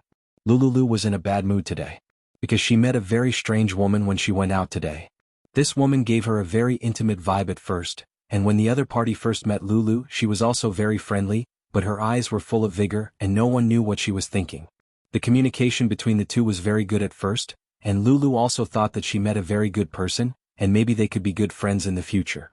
But what happened next was beyond Lulu's expectation. After the woman invited Lulu to play at her hotel, she began to do all kinds of inappropriate things to Lulu. Cat-type war creatures were very sensitive. This wasn't just about the perception of her body, but also about the kindness and malice of others. For example, Soren and Gloria would touch Lulu's little head. The little cat girl could feel a trace of kindness and concern, so she did not reject this kind of touch. But the woman she met today was different. She touched Lulu's ears and put her hands on some places that made Lulu feel very shy. This immediately alerted her, so she jumped out of the window and ran back to the city lord's mansion without a second thought. She was now hesitating whether to tell others about this matter, such as Gloria and Soren, because she always felt that the woman was strange. The material plane, the mountain range. This place was located in the northwest of the continent. It was a land surrounded by mountains, and it was also the gathering place of the Highland Dwarves. At this moment, 2 hazy figures appeared here. Soren slowly descended from the sky. He looked at the collapsed mountains in front of him, and his expression became dignified. Is this the place? It seems that the devils have looted everything here. Gloria stared at the collapsed entrance in front of her and murmured, I didn't expect the devils to suddenly attack the dwarves. Soren was also silent. After a while he looked up and said, Let's go in and have a look. The simulacrum doesn't last long. Since we're here, let's see where the devils came from. The third wave of the Avatar crisis had officially broken out. However, what surprised Soren was that the demon's target wasn't the humans, but the Highland Dwarves who lived in the mountains. All this time, human beings were the first race to be affected by the Avatar crisis. Because the number of human beings was the largest in the material plane and they were scattered all over the world, they were affected the most. According to the normal historical progress, the third wave of the Avatar crisis should also have erupted against human beings, but at present, for some unknown reason, there was a slight change. The first target of the devils was actually the dwarves, and the human territory had not been officially attacked by the devil army for the time being. This could be because of Soren. Because of him, the intensity of the first 2 waves of attacks had decreased a lot, which also allowed many human cities to preserve a lot of their strength. With the devil's shrewdness, they might not be willing to attack those cities. Of course, the main reason was that many cities had churches and shrines of the gods. Before the impact of the demons played its due role, the demons did not dare to directly confront the churches of the gods. Stone to mud. Gloria raised her hand to cast a spell, and then cleared a passage. Simulacrum only preserved 70 to 80% of the strength. Gloria could not cast many spells now, but fortunately if the body created by simulacrum died, it would not affect the main body at all. When encountering a powerful enemy, she could directly cancel the spell. This was a very safe way of projection. The two of them went into the passage. Because the dwarves liked to stay in the mountains or underground, the news was relatively close to the outside world. The battle here had been over for almost 4 or 5 days. And Soren only got the news today. In other words, when he felt the third wave of the Avatar crisis coming a few days ago, the battle here had already broken out. The third wave of impact was not delayed, but it did not fall on humans and Soren did not realize it. There were dead dwarves everywhere. This was a branch of the Highland Dwarves, Rock Fortress. The dwarves of this branch were born with rock-like skin, relatively burly build, and a population of about 10 to 20,000 people. For the dwarves, a fortress with such a large population was close to a big human city. Strange. Why don't I see the devil's body? Gloria looked behind Soren for a while, and her expression suddenly became a little strange. She murmured, "Since we came in, we have seen hundreds of dead dwarves. Why can't we even see a devil's body?" After all, she was not a melee profession and some hidden things could not be seen at all. Soren turned and glanced at her, then turned over one of the dead dwarves. The face of the dead dwarf still had the expression of horror before death, and his face was a little black, which proved that he was poisoned before death. Soren pointed to the fatal wound near the back of the neck of the dead dwarf and slowly said, "The wound is on the back of the neck, which proves that the enemy attacked from behind. Looking at the wound, it should be left by the bone demon. These dwarves were killed on the way to escape, and the gate was right in front of them. They wanted to escape from here before they died. Looking at the signs of the gate's collapse, it should be man-made. The purpose is to make sure that none of these dwarves can escape. So many of these corpses looked desperate before they died. The devils didn't attack from the outside. If I'm not wrong, they attacked from the bottom of the fortress. When the battle here happened, everything was almost over. So there is no devil's body here because it was just the end of the battle to eliminate the deserters." As if to confirm Soren's words, when they were about to approach the lower passage, the bodies of the devils began to appear. The first corpses that appeared were chain demons, then some bone demons' corpses. Compared to the dead devils, there were more dwarves' corpses. Obviously the battle was not at the same level at all. From the nearly 10 to 1 casualty ratio, this was almost a crushing massacre. Gloria's face became more and more dignified as she murmured, "I'm afraid that the equipment of these dwarves is stronger than the regular army of Mordor. Even the dwarves were slaughtered. If these devils attacked Mordor, the consequences would be unimaginable." The Highland dwarves were well equipped. Dwarves were born to be masters of forging. Their equipment level was the highest among all races on average. Almost all dwarven warriors had a set of excellent enchanted equipment, and their natural strength and physique made their starting point higher than humans. But from what they saw, these dwarves, who were far more powerful than humans, were completely slaughtered. These are not ordinary devils. Soren paused when he heard Gloria's words, then waved his hand toward the ground, and the emblem on a devil's corpse fell into his palm. Gloria saw his movements and wondered, "What did you find?" Soren opened his palm and showed her. Gloria's face changed slightly when she saw the emblem and murmured, "The Grand Duke of the Devil, Bayer?" Soren nodded slowly. This was a special emblem that did not belong to any god's church, but belonged to a special devil. The commander of the bloody war, Bayer. The lord of the first layer of the Bator Inferno, the leader of the 8 generals of hell, and the supreme commander in charge of commanding the devil army in the Abyss Bloody War. Gloria was naturally very knowledgeable as a legendary wizard. Although Bayer's emblem was not common, she still recognized it at a glance. There was a short silence. Then Gloria's voice was a little dry. "It was the Bloody War that attacked here." Bloody War. When these 2 words were mentioned, Gloria's voice obviously hesitated. However, when Soren nodded silently, her expression suddenly became more dignified than ever. She looked at Soren and said slowly, "I'm afraid this material plane is going to face a great catastrophe."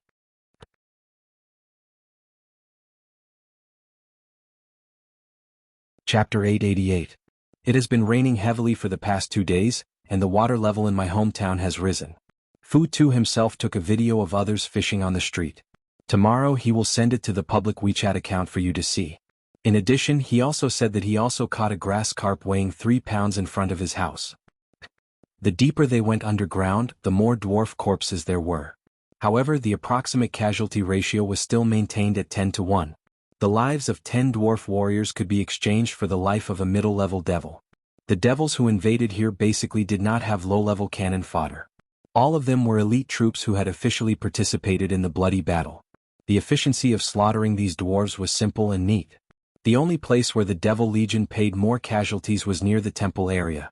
That is, the place where the main god of the dwarf divine system, Moradin, was enshrined. The divine power and the glory of faith that shrouded the temple area had dissipated. The Devil Legion somehow polluted the temple and completely destroyed it at the same time, eliminating the connection with the gods.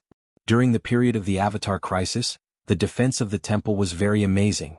However, now that the power of the gods was seriously damaged, the temple could only retain a little of its original power. No god would take the risk to directly send an incarnation to guard the temple. The main god of the temple was the dwarf god, Moradin. In addition, the temple area also worshipped two other gods. One was the dwarf god of exploration, Dumasun, and the other was the dwarf god of theft, Vegadin. Both of these gods were mid-level divine power. The former mainly explored treasures, minerals, secret treasures, and so on. It had a wide range of beliefs among the dwarves and miners. The latter was the god of the dwarves who was in charge of wealth, luck, and opportunity. He also had the divine domain of dwarves, luck, trade, craftiness, and so on. He was also the god of theft. Obviously, Vegadin was much better off. Wealth and luck were two very important divine domains. Under normal circumstances, there would be a treasure trove under Vegadin's temple. Soren took a look and found that a secret room had been opened. The demons seemed to be aware of this as well. After conquering the dwarven fortress, they brought back most of the valuable spoils back to the dwarves. Unlike the demons in other planes, the demons in the first and second layers of the Bator Inferno often dealt with merchants from other planes, so they cared more about gold and silver coins. They knew that they could use these coins to buy supplies from the plane merchants. There were many planes in the multiverse. It was common to see human planar merchants in the Bator Inferno, but they didn't come from the material planes. Most of them came from other demi-planes and even special places like Sigil City. As long as there was profit to be made, the devils would deal with any race or creature. Below the dwarven fortress was a huge furnace. Soren sensed the presence of the dimensional crack from here. No wonder the dwarves were caught off guard. It turned out that the demons suddenly emerged from the flames near the furnace. Many devils were immune to fire damage, so it would be difficult to defend a dwarven fortress from here. However, this also proved that this group of demons had done their research before attacking. They knew the structure of the fortress and the contents of the information. This was different from the other devil lords. It was obviously the work of Bardi. It's almost time. Gloria didn't look too good after walking around this place full of corpses. The witches were a little spoiled, so she didn't see many of the mountains of corpses and seas of blood that were common to close combat professions. The simulacrum spell didn't last long. It was almost time for it to wear off. Soren looked around and nodded. Cancel the spell. Let's go back. There's nothing valuable here. As the spell was lifted, the figures of the two people disappeared from the spot. The next moment, Soren walked out of the study. Gloria also walked out of the laboratory with a serious look on her face. I have something to talk to you about. Gloria walked to Soren's side and said seriously, everything I saw today is really, if Mordor was attacked like this and we happen to not be in the city, I'm afraid it would be impossible to resist such an attack with the defensive power of Mordor. I want to test the defense system of the magic lock recently. Then arrange steel golems in some positions. These golems won't be activated usually, but once the city is attacked, the magic lock will automatically activate the defense system in the city and let the steel golems step on the battlefield immediately. Activating the device. Just like what Soren found in the arcane ruins, after triggering the alarm, the defense measures would be automatically activated, and the golem army would appear immediately to eliminate the invaders. This was a relatively subtle application, and it had to be attached to the magic lock. Soren nodded and said, okay. After a while, the production of steel golems will increase a lot. At that time we will test the defense system of Mordor. Okay. Gloria nodded and then said, by the way, Mother wants to do a large-scale experiment in a few days. She may need your help to ensure safety. Large-scale experiment? Could it be the study of elemental fission? Soren's face changed slightly when he heard that, but Gloria seemed to understand his thoughts. She gently lifted her long hair and said, don't worry. It's not the study of elemental fission. The information we have at present is not enough to carry out experiments. What Mother wants to do is to raise the floating space tower and then teleport directly to the astral world. This is a very important experiment. If the results are successful, we can go to and from the astral world at any time through the arcane tower, and we can use the ability of the floating space tower to collect the astral sand. The floating space ring and other materials need some materials from the astral world. If the arcane tower can go to and from the astral world freely, we can try to build it into a small fortress, just like the steel fortress of the Githyanki's floating in the astral world. So that's how it is. Soren thought about it and suddenly felt that it was a good idea. The resources of the astral world were huge. Although he could easily go to and from the astral world, it was very troublesome to collect them by his own strength. If the arcane tower could also be teleported to the astral world, then it would be equivalent to having a small base, which would be beneficial for Mordor City's storage of various resources. They could even use the arcane tower to track meteorites and meteors in the astral world. Maybe. They could also find a completely diamondized meteor. Yes.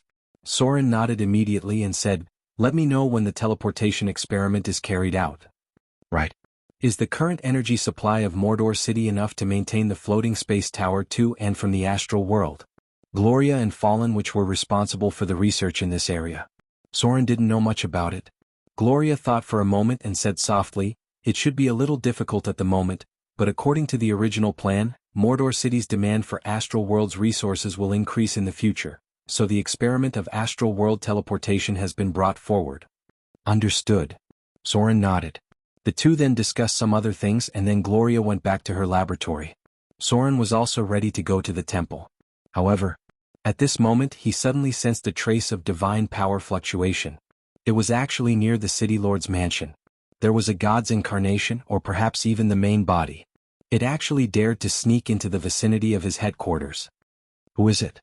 Soren stopped suddenly and then his figure disappeared. Judging from the fluctuation of divine power, the level of the other party's divine power was much lower than Soren's.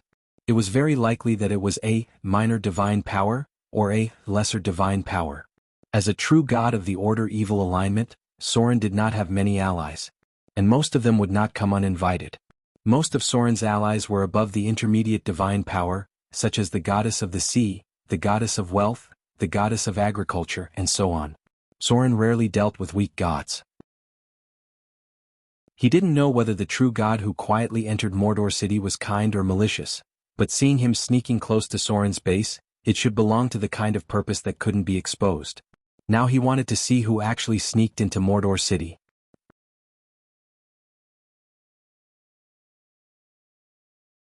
Chapter 889. The visitor seemed to be a woman. Soren's figure blended into the shadows, and he silently watched the goddess who was wandering outside the walls of his house. She seemed to be ready to climb over the wall but was a little scared. According to his first judgment, Soren determined that the other party was a goddess with minor divine power. There were not many goddesses with this level of divine power. According to their appearance he could judge which ones they were. There were many female gods in the Pantheon Temple. But looking at the characteristics of the visitor's behavior, as well as her natural slightly frivolous aura, Soren could almost guess the identity of the other party. The goddess of cats and pleasure, Cherise. There was a passage about her that recorded, "Cherise likes to tease handsome and beautiful mortals very much. She can't help but flirt with everyone she meets. However, whenever her passion is satisfied and subsides, Cherise will soon feel troubled and tired, and once again set out to find new excitement. She hates the snake creatures, controlled by Seth, very much." Looking at the entire Pantheon Temple, there were two most frivolous and flirtatious goddesses. One was the goddess of love, Shuni, and the other was the goddess of cats and pleasure, Cherise. He had long heard of Cherise's great name, especially the matter of her being taught by the Lady of the Night. It was widely spread among many adventurers back then. However, today was the first time that Soren met the goddess of cats and pleasure. He was still a little curious about the goddess in front of him. This was because the other party was currently pacing back and forth outside the walls of his house. It seemed like he wanted to do something bad. However, this sneaky look didn't seem like he wanted to do anything bad. He guessed that it was just a petty thief. Cherise was a woman with a plump body. Her current appearance should be disguised. A god like her couldn't walk around with her original appearance because it was said that her beauty was comparable to the goddess of love. Soren stood in place and watched for a while. He found that Cherise seemed to be very hesitant. Judging from the current situation, there was something in Soren's house that attracted her and made her want to go in. However, Soren's existence also made her feel a little afraid. She only dared to secretly stand outside the wall and hesitate, but she didn't move for a long time. "You don't look like you want to do anything bad?" Soren smiled and shook his head. He didn't want to waste time with the goddess in front of him. He directly cancelled his sneak and appeared behind her. He slowly said, "Lady Cherise, I don't know why you've been wandering outside my walls for so long." Whoosh! A cold light flashed. The sharp claws instantly attacked Soren, but Soren didn't seem to care. He casually waved his hand and blocked the enemy's attack with his bare hands. At the same time, he shook his hand and directly used the monk's hidden strength to send the enemy flying. To be honest, there weren't many goddesses in the pantheon who had real combat strength. Although many of the female gods were in charge of very important positions, many of them were related to their nature. As for their combat strength, there were only a few that needed to be paid attention to. It couldn't be helped. Women were born with the ability to give birth to children, which was a very important part of the position. The sudden appearance of Soren obviously shocked the cat and pleasure goddess, Cherise. She was now like a cat with its fur standing on end. She immediately attacked Soren. When it came to a cat with its fur standing on end, it had to be said that this sentence was very vivid. This was because the cat and pleasure goddess, Cherise's weapon was called giant cat claws. It was a pair of divine claws. That's right. This goddess was a cat lover, and her personality was very similar to that of felines. Her first priesthood was cat. Soren. The counterattack was easily blocked by Soren. The cat and pleasure goddess, Cherise, also calmed down a little. After seeing Soren, she immediately guessed his identity. Because in the entire Mordor city, the only person who had the ability to find her and quietly approach her without her noticing was probably Soren, who had the clergy of Shadow and Rogue. Cherise's expression was a little awkward, but there was still a trace of nervousness and fear. Soren's fierce name made her feel uneasy. "I just happened to pass by here." The cat and pleasure goddess seemed to be frightened by Soren and stammered a little. Soren smiled and said slowly, "Miss Cherise, you can't possibly think that such a lousy lie can fool me, right? If that's the case, then I'm afraid you're insulting my IQ. It just so happens that my church is going to hold a large-scale celebration. Otherwise, I'll make you perform a dance at the celebration as a punishment. For example, your favorite night dance." Speaking of this, Soren's expression suddenly became a little malicious. Hearing Soren's words, Cherise's face suddenly turned pale, especially the night dance. That was her favorite dance when she was at her lowest. The cat and pleasure goddess didn't know why Soren even knew this kind of thing, but in the current situation she could only confess. So, Cherise seemed to give up resistance and said, "I was bored and came out to travel. When I was traveling in Mordor City, I happened to meet a cat girl. Now the number of cat war creatures is very rare. It's so rare that even the gods can't meet them so easily. I liked this cat girl very much, so I secretly followed her. I didn't expect to run near your house. I also hesitated for a long time, not knowing whether to go in or not." The truth. When the goddess of cat and pleasure spoke again, Soren was ready to detect lies. But what he never thought was that the real reason that came out of the other party's mouth was so speechless. No wonder her believers were a bunch of idiots. This was a typical example of a crooked stick having a crooked shadow. Like an unreliable god, there would be a group of unreliable believers. "That's my sister's little maid." Soren glanced at her and knew what she was thinking. He slowly said, "It's impossible for her to be your believer. Moreover, in the current turbulent situation you can't even protect yourself and you still want to run around. As a god, I feel a little worried about your thoughts." Hearing Soren's words, the cat and pleasure goddess's face suddenly turned a little red. She was a goddess with wanderlust. During the last time of troubles, she also fell into the trap of the Lady of Night because she ran around blindly. Unexpectedly, she still didn't learn her lesson. With the current situation in the material plane, Cherise should be obediently hiding behind the goddess of love to seek protection. After all, the goddess of love was also a great god and she more or less had the ability to protect her. The Lady of Night is currently missing. Soren looked at the cat and pleasure goddess in front of him and slowly said, "But she has never forgotten that you escaped from her hands." Hearing Soren's words, Cherise's face suddenly changed. She could feel a trace of kindness from Soren, but the nature of a cat made her dislike being disciplined like a child. After all, she was a goddess. A true goddess. And it was many years earlier than Sauron's ascension. But she couldn't refute Soren's words because with her strength she really couldn't protect herself when facing many enemies. Currently she was safe only because of the disguise of a god. If she met an enemy who could see through her disguise and craftiness, then Sherry's would be in a very dangerous situation. Facing the silent cat and the goddess of joy, Soren thought for a moment and waved his hand. A golden light of divinity shot directly to a corner of the port of Moder, followed by another light of divinity. The next moment, a hazy figure appeared in the temple of the goddess of joy and quickly approached Soren's position. It couldn't be helped. After all, Sherry's was still a true goddess. Soren could talk to her, but he couldn't discipline her. He had a good impression of the goddess in front of him, so he might as well form a good relationship with her. To deal with this kind of wanderlust goddess, Soren could only use his trump card. Parent, please? Because of the past history, the cat and pleasure goddess, Sherry's, had always been under the goddess of love, which was equivalent to half a god of the goddess of love. You all know the relationship between the two priesthoods, pleasure and love, so to a certain extent the goddess of love was her parent. For this goddess with great divine power, Soren felt that it was still necessary to have a little contact with her. No matter what, he would first get to know her and form a good relationship with her. There would always be a use for her in the future. Just right.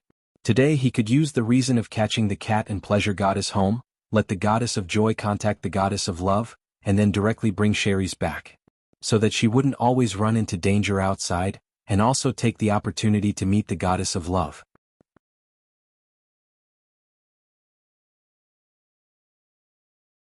Chapter 890. After the goddess of joy landed on the ground, she turned into a beautiful girl. When she saw the cat and the goddess of joy next to her, she was immediately taken aback and said, "Cherise, why are you here? When did you come to Mordor?" Unlike the cat and the goddess of joy, Leo was the real goddess of love. As soon as the goddess of joy saw Cherise, she guessed what had happened. Then, she bowed slightly to Soren to express her gratitude. Then, as if she had a troublesome younger sister at home, she shook her head and said, "I didn't expect Cherise to run around at this time. I'll inform Lady Shuni now and let her take Cherise back." Although the goddess of joy had appeared in front of her, Karis still didn't seem too happy. However, after hearing the name of the goddess of love, Shuni, she finally felt a little scared. Her expression also became a lot more honest, but her eyes still looked like she had her own thoughts. As a goddess of chaos who had wanderlust, Cherise did not like to be disciplined, but in the face of the goddess of love, she often did not have any temper at all. Because the other party was indeed a very powerful god, and she had saved her life before. The goddess of joy was extremely efficient. About a few minutes later, a golden light appeared in the temple of joy, and then it fell directly in front of Soren. A god's avatar. Obviously, the goddess of love would not come to Mordor in person. Sending an avatar was the most convenient and safest thing. May love be with you. Dear Lord of Shadows. Teacher of the rogues. Protector of the half-elves. The goddess of love. Shuni was a beautiful woman with long red hair. She was mature, elegant, and full of enthusiasm that could infect anyone. Just like what was recorded in the books, the goddess of love liked to appear as a beautiful woman with long shining hair. She also liked to be flattered and praised just like what was written in the books. Many gods thought that the goddess of love was an insignificant and not dangerous person, just like most of her believers. They were all regarded as frivolous and superficial people who loved vanity, but there was no danger in this. Although she did not have a fighting divinity. However, Soren knew one thing for sure. Any god with great divine power would not be easy to deal with when they got serious. If the goddess of love were to really unleash her full power, gods like the goddess of ocean, the goddess of agriculture, and the goddess of wealth would not be her match at all. No matter what, she was still a great divine power who had existed for a long time. This was the first time the goddess of love, Shuni, had addressed Soren in a formal manner, so Soren returned the greeting. He bowed slightly and said, "Welcome. The embodiment of love and beauty. Your Excellency Shuni." The official title of the goddess of love was the goddess of love and beauty.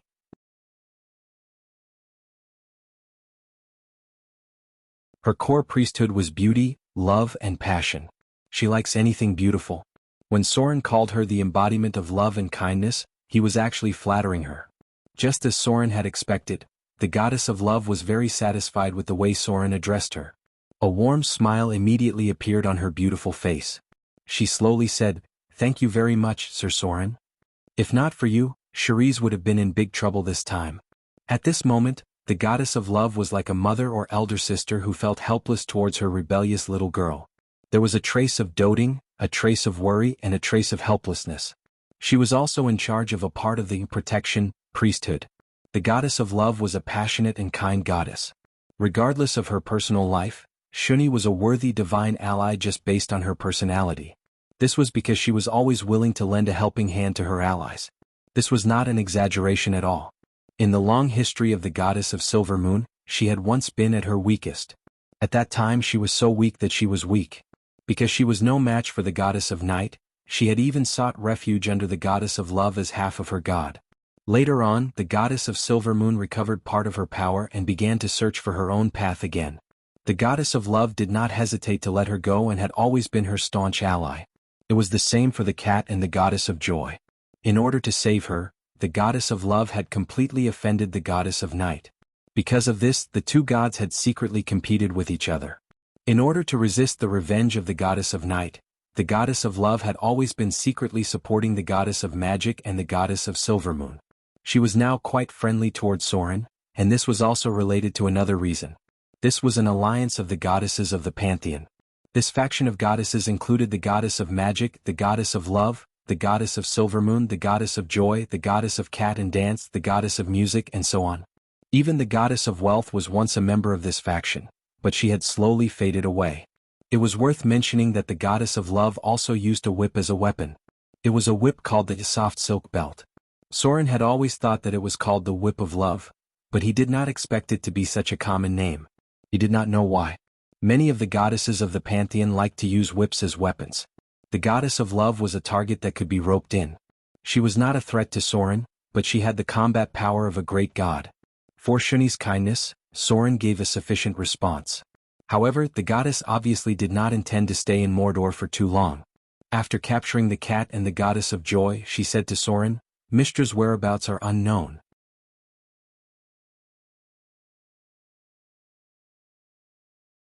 The name of the goddess of magic, Sir Soren, you have to be careful now. It is said that the goddess of night has returned. I'm worried that she has some conspiracy against others." Shar. The embodiment of night, the axis of evil. The goddess of love's hint was obviously related to Soren's mastery of the shadow priesthood, because these were the priesthoods that the goddess of night had always wanted. The goddess of magic was still missing. However, according to the goddess of love's tone, the goddess of night seemed to have signs of returning. This was not good news. In the current situation, the biggest enemy of the goddess of night was undoubtedly the goddess of Silver Moon. However, because of the priesthood of shadow, Soren would definitely be in the forefront of the goddess of night's attention. It was necessary to win over the goddess of love. Soren knew very well that when fighting against the oldest great divine power, he must have some other great divine power allies around him. "I understand." Soren nodded and said to the goddess of love, "I'll be very careful." Shuni smiled when she heard this. She was still so enthusiastic. Maybe it was because of her priesthood or maybe it was because of her natural personality, the goddess could maintain a good attitude even during the turbulent times. She smiled at Soren and said, "I see the glory of love in you. And it seems that more than one lady is attached to you. I will send you my blessings. I hope that becoming a god will not make you lose your yearning for love." Who said that gods shouldn't have such sincere feelings? A pleasant chuckle sounded. The figure of the goddess of love gradually dissipated into light, and the goddess of joy, who had been unhappy, was also taken back by her. This goddess was indeed different from the other gods. Her emotions were much richer than the other gods. With the departure of the goddess of love, the goddess of joy bowed slightly to Soren, and then her avatar dissipated into the temple. Soren stayed where he was and fell into deep thought. To some extent, meeting the goddess of love today had given him some inspiration. He had always been learning how to become a god according to his own ideas, but true gods had their own paths. The goddess of the ocean used cruelty to rule the sea. The goddess of wealth used benefits to win over merchants. The goddess of agriculture used love to win over believers. Every god seemed to have their own way of doing things, and these were all paths that belonged to them. As a new god, Soren did not join any gods, so he naturally did not have any gods to guide him. He had to explore everything on his own. Now, he also needed to start thinking about his own way of doing things as a true god in the future. P.S. Come. I'll give you a group buff. Blessing of the goddess of love, and love's whip.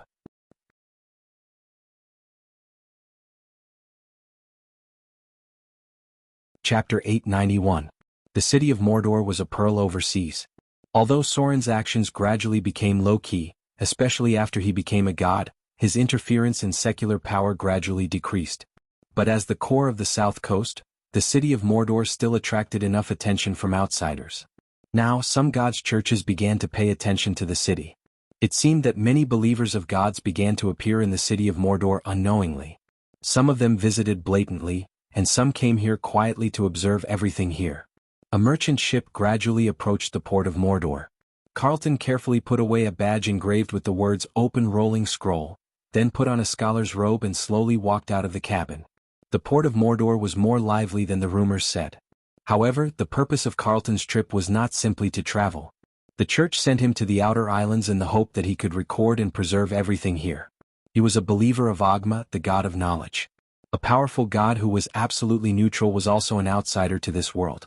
The believers of the Church of Knowledge often told a myth about the beginning of the world. Shortly after Surin, Lady of the Night, and Shar, Lady of the Silver Moon, created the material plane, and the birth of the goddess of the earth, Chantia, a traveler came here from a very distant country. When the traveler came to this world, he saw that the whole world was chaotic, and many changing concepts needed to be settled. Over the next billion years, the traveler defined and named each concept. The name bestowed by the traveler created a power that solidified all the originally unpredictable concepts, forming a physical world. This traveler was Ogma. He was a god from outside the world and one of the ancient gods of the material plane. Ogma was a conservative god, but in a long history he had been strictly fulfilling his duties. The rise of Mordor entered the eyes of this ancient god, so his church also began to pay attention to the city and sent believers to the outer islands to record everything here. Carlton did not stay in the port for long. After getting off the ship, he quickly took out a small notebook and began to record everything he saw along the way. However, this believer who was loyal to his mission did not notice that when he just started to record, everything he did had already been seen by some people in the dark. At the same time, the staff in the merchant ship was soon interrogated, and then the information about him along the way was sent to the high-level officials of Mordor City. A believer of the God of Knowledge? Don't worry about him. As long as it didn't involve the forbidden area of Mordor City. If he wants to go anywhere else, let him go. Sorin was the first to know about this. However, Sorin did not care much about the God of Knowledge. This god did not have much interaction with Sorin. If there was one, it would be that Ogma was one of the foreign gods. This clearly proved that there were other gods in the multiverse besides the gods that were connected to the material plane. In other words, they could be called gods of the crystal wall system. The number of divine seats in the Pantheon Temple could not be calculated, but at least from the point of view of the gods that were connected to the material plane, it was obvious that they could not fill so many seats in the Pantheon Temple. Sorin was not surprised by the existence of foreign gods. At present, Naruto, who was more famous in the desert, was also one of the foreign gods because his core belief was still in another world. A material world that was very similar to the current plane. Of course. The Queen of Spiders, Lolth, also had a belief in that world, but the core of her belief was still in the current material plane. The collapse of the belief network scattered a lot of Sorin's energy. He had to spend a few hours every day dealing with and responding to the prayers of believers, which forced him to postpone many of his original plans. However, it was also because of this that Sorin was also familiar with the duties of a god. At least, he knew how to be a god without the belief network, how to deal with the relationship with believers, and how to respond to the prayers of devout believers. This kind of experience was very precious. It was like people who were used to using the internet began to learn how to do their work without using the internet. The experiment is about to begin. About a few minutes later, Gloria's figure appeared in the study. She nodded to Sorin and said seriously, "The floating space tower's astral teleportation experiment is about to begin. Mother asked me to invite you over." Sorin stood up and walked in the direction of the arcane tower.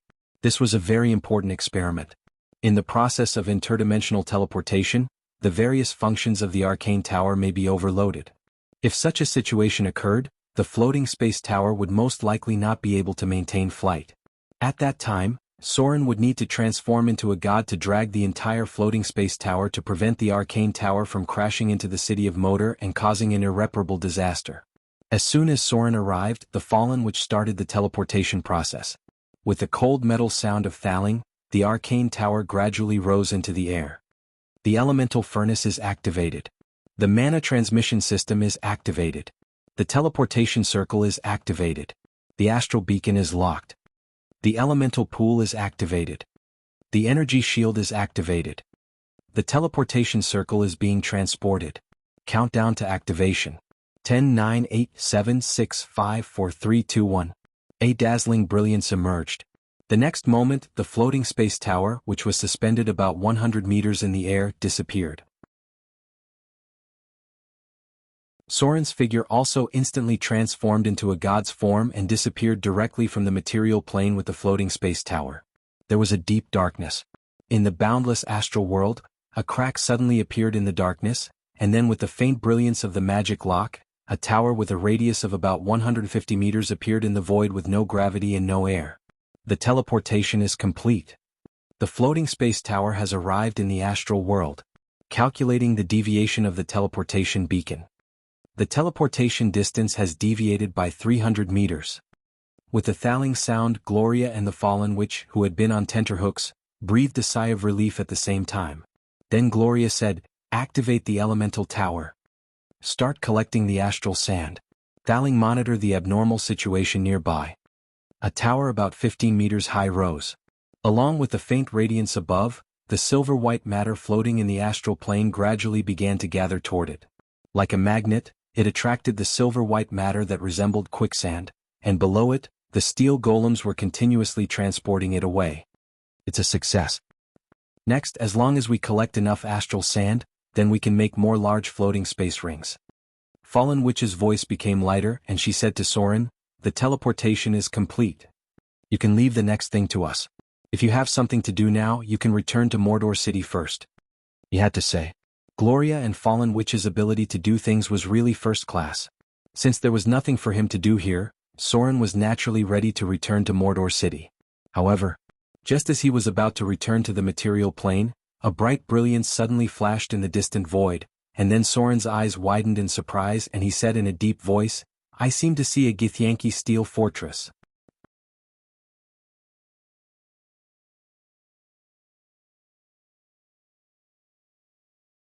Chapter 892.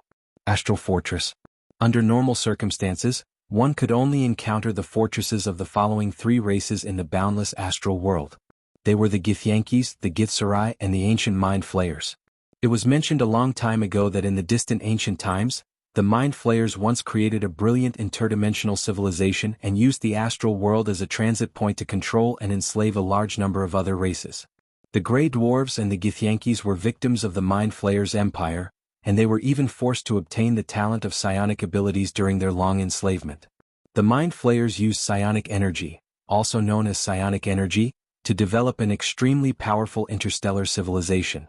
They were an alien species from other worlds, and it was even said that the Mind Flayers who arrived here were in a huge astral world ship. The destruction of the Mind Flayers' empire allowed the Githyankis to inherit a lot of precious knowledge and abilities. Compared with the psionic talent of the Grey Dwarves, the Githyankis had more precious knowledge. They learned how to build the astral fortress, learned very high-end forging techniques, and adapted to the environment of the astral world. They were as evil as bandits, using the astral world as a springboard to plunder the resources of other worlds. The Githyankis could appear in any plane. Their race used the astral world fortress as their foundation and could enter all the worlds they could enter. The Githyankis liked to plunder. But if the target was strong enough, they would also learn to trade fairly. In the lower planes, there were evil Githyankis who used things from the astral world to trade with the Yugalos. As for the other kind of Githzerai, the path of monks prevailed within them, and they had not dealt with humans for many years. The Githzerai pursued the mystery of the mind. They believed that the deepest part of the mind hid the true self and power, and therefore they highly advocated the path of monks. They were the race with the most monks. They and the Githyankis were mortal enemies. Unfortunately, there were not many of them and the probability of encountering them was very small. Note, only some ancient monasteries in the Eastern Kingdom still retain contact with the Githzerai. Hearing Soren's words, Gloria and Fallen which suddenly became nervous. It was a well-known point. The astral plane was filled with all kinds of dangers and there wasn't enough order here. Therefore, it was very normal to encounter battles and plunder when exploring the astral plane. The star boundary was really too big. Most of the creatures living in this dangerous environment were very unfriendly. Whether it was the astral fortress of the Mind Flayers or the astral fortress of the Githyanki, they did not mind robbing other astral explorers or capturing them as their slaves if they were strong enough. There were no laws in the astral plane. Both the Mind Flayers and the Githyanki loved to enslave other creatures and regarded slaves as an important part of their wealth. They're approaching us. When Soren first saw the steel fortress moving forward in the silver-white quicksand, he was quite surprised and curious because the probability of encountering Githyanki in the astral boundary was very low, and the probability of encountering their steel fortress was even lower. These steel fortresses drifted in the endless astral boundary. Unless it was a wanderer who drifted in the astral boundary all year round, the probability of encountering them was similar to encountering the gods and saints by chance during the time of troubles. Under normal circumstances, encountering the steel fortress of the Githyanki was not a good thing because it meant that you might have to face the plunder of a Githyanki's army. It was very obvious. When Soren discovered the steel fortress of the Githyanki, they also discovered the small floating space tower in the astral boundary. The Githyanki had a natural psionic ability. Their steel fortress was shrouded in a powerful psionic force field, just like the High Priest's psionic domain. In the dark astral boundary, the Githyanki could find any energy fluctuations nearby that were strong enough. This made it easy for them to avoid danger and find targets to plunder. There was no doubt about it. In the perception of the Githyanki, this floating space tower drifting alone in the astral boundary was considered a target that they could plunder. Under normal circumstances, when encountering such a floating space tower in the astral boundary, at most, there would be one or two great wizards in the legendary realm. Many astral wanderers like to use the floating space tower as a base to explore and search in the endless astral boundary. The bold Githyanki often attacked those astral boundary explorers by relying on their large numbers and their adaptation to the astral boundary. Under normal circumstances, if this kind of plunder was successful, the Githyanki could get a lot of wealth. It seems that they treat us as targets to plunder. Soren couldn't help but smile, and he said to Gloria with some ridicule, "They are accelerating towards us. I have to say, I'm afraid these Githyanki are going to be disappointed." If Soren wasn't there. With the strength of Gloria and Fallen which alone, suddenly encountering a steel fortress of the Githyanki in the astral boundary, the situation could still be dangerous. But if there was an intermediate divine power god in charge, then the situation would be completely different. Soren wasn't nervous at all. Instead, he was interested to see how these Githyanki planned to rob him. Their banditry had spread throughout the multiverse. Perhaps the people above were preparing for a big fight. "You're really calm." Gloria glared at Soren angrily and then said seriously, "The energy shield of the floating space tower is not stable. We can't let the Githyanki destroy the structure of the floating space tower. Otherwise it will be difficult for us to teleport it back. And the elemental furnace is also inside. At present, the research of the floating space tower has spent about 5 million kindler on it. If the Githyanki destroy it, it's up to you then." Soren still had a relaxed expression at first, but after listening to Gloria's words, he suddenly became a little nervous. He was not nervous that he couldn't beat this group of Githyanki, but he was worried that if the floating space tower was destroyed, what should he do then? With the current financial situation of Motor City, it was absolutely impossible to take out such a large sum of money to rebuild the floating space tower. Moreover, the floating space tower was now the lifeblood of Gloria and Fallen which, if it was really destroyed by the Githyanki, Soren's life would not be as happy as it was now. You're tuning in to the Han Lee's Wuxia Chronicles YouTube channel. We're so grateful for your support and don't forget to subscribe to join us on this incredible journey through captivating stories. Your generosity through donations truly makes a world of difference, as it's the primary source of revenue that allows me to expand and enhance this channel for you. Thank you from the bottom of my heart for being a part of this adventure.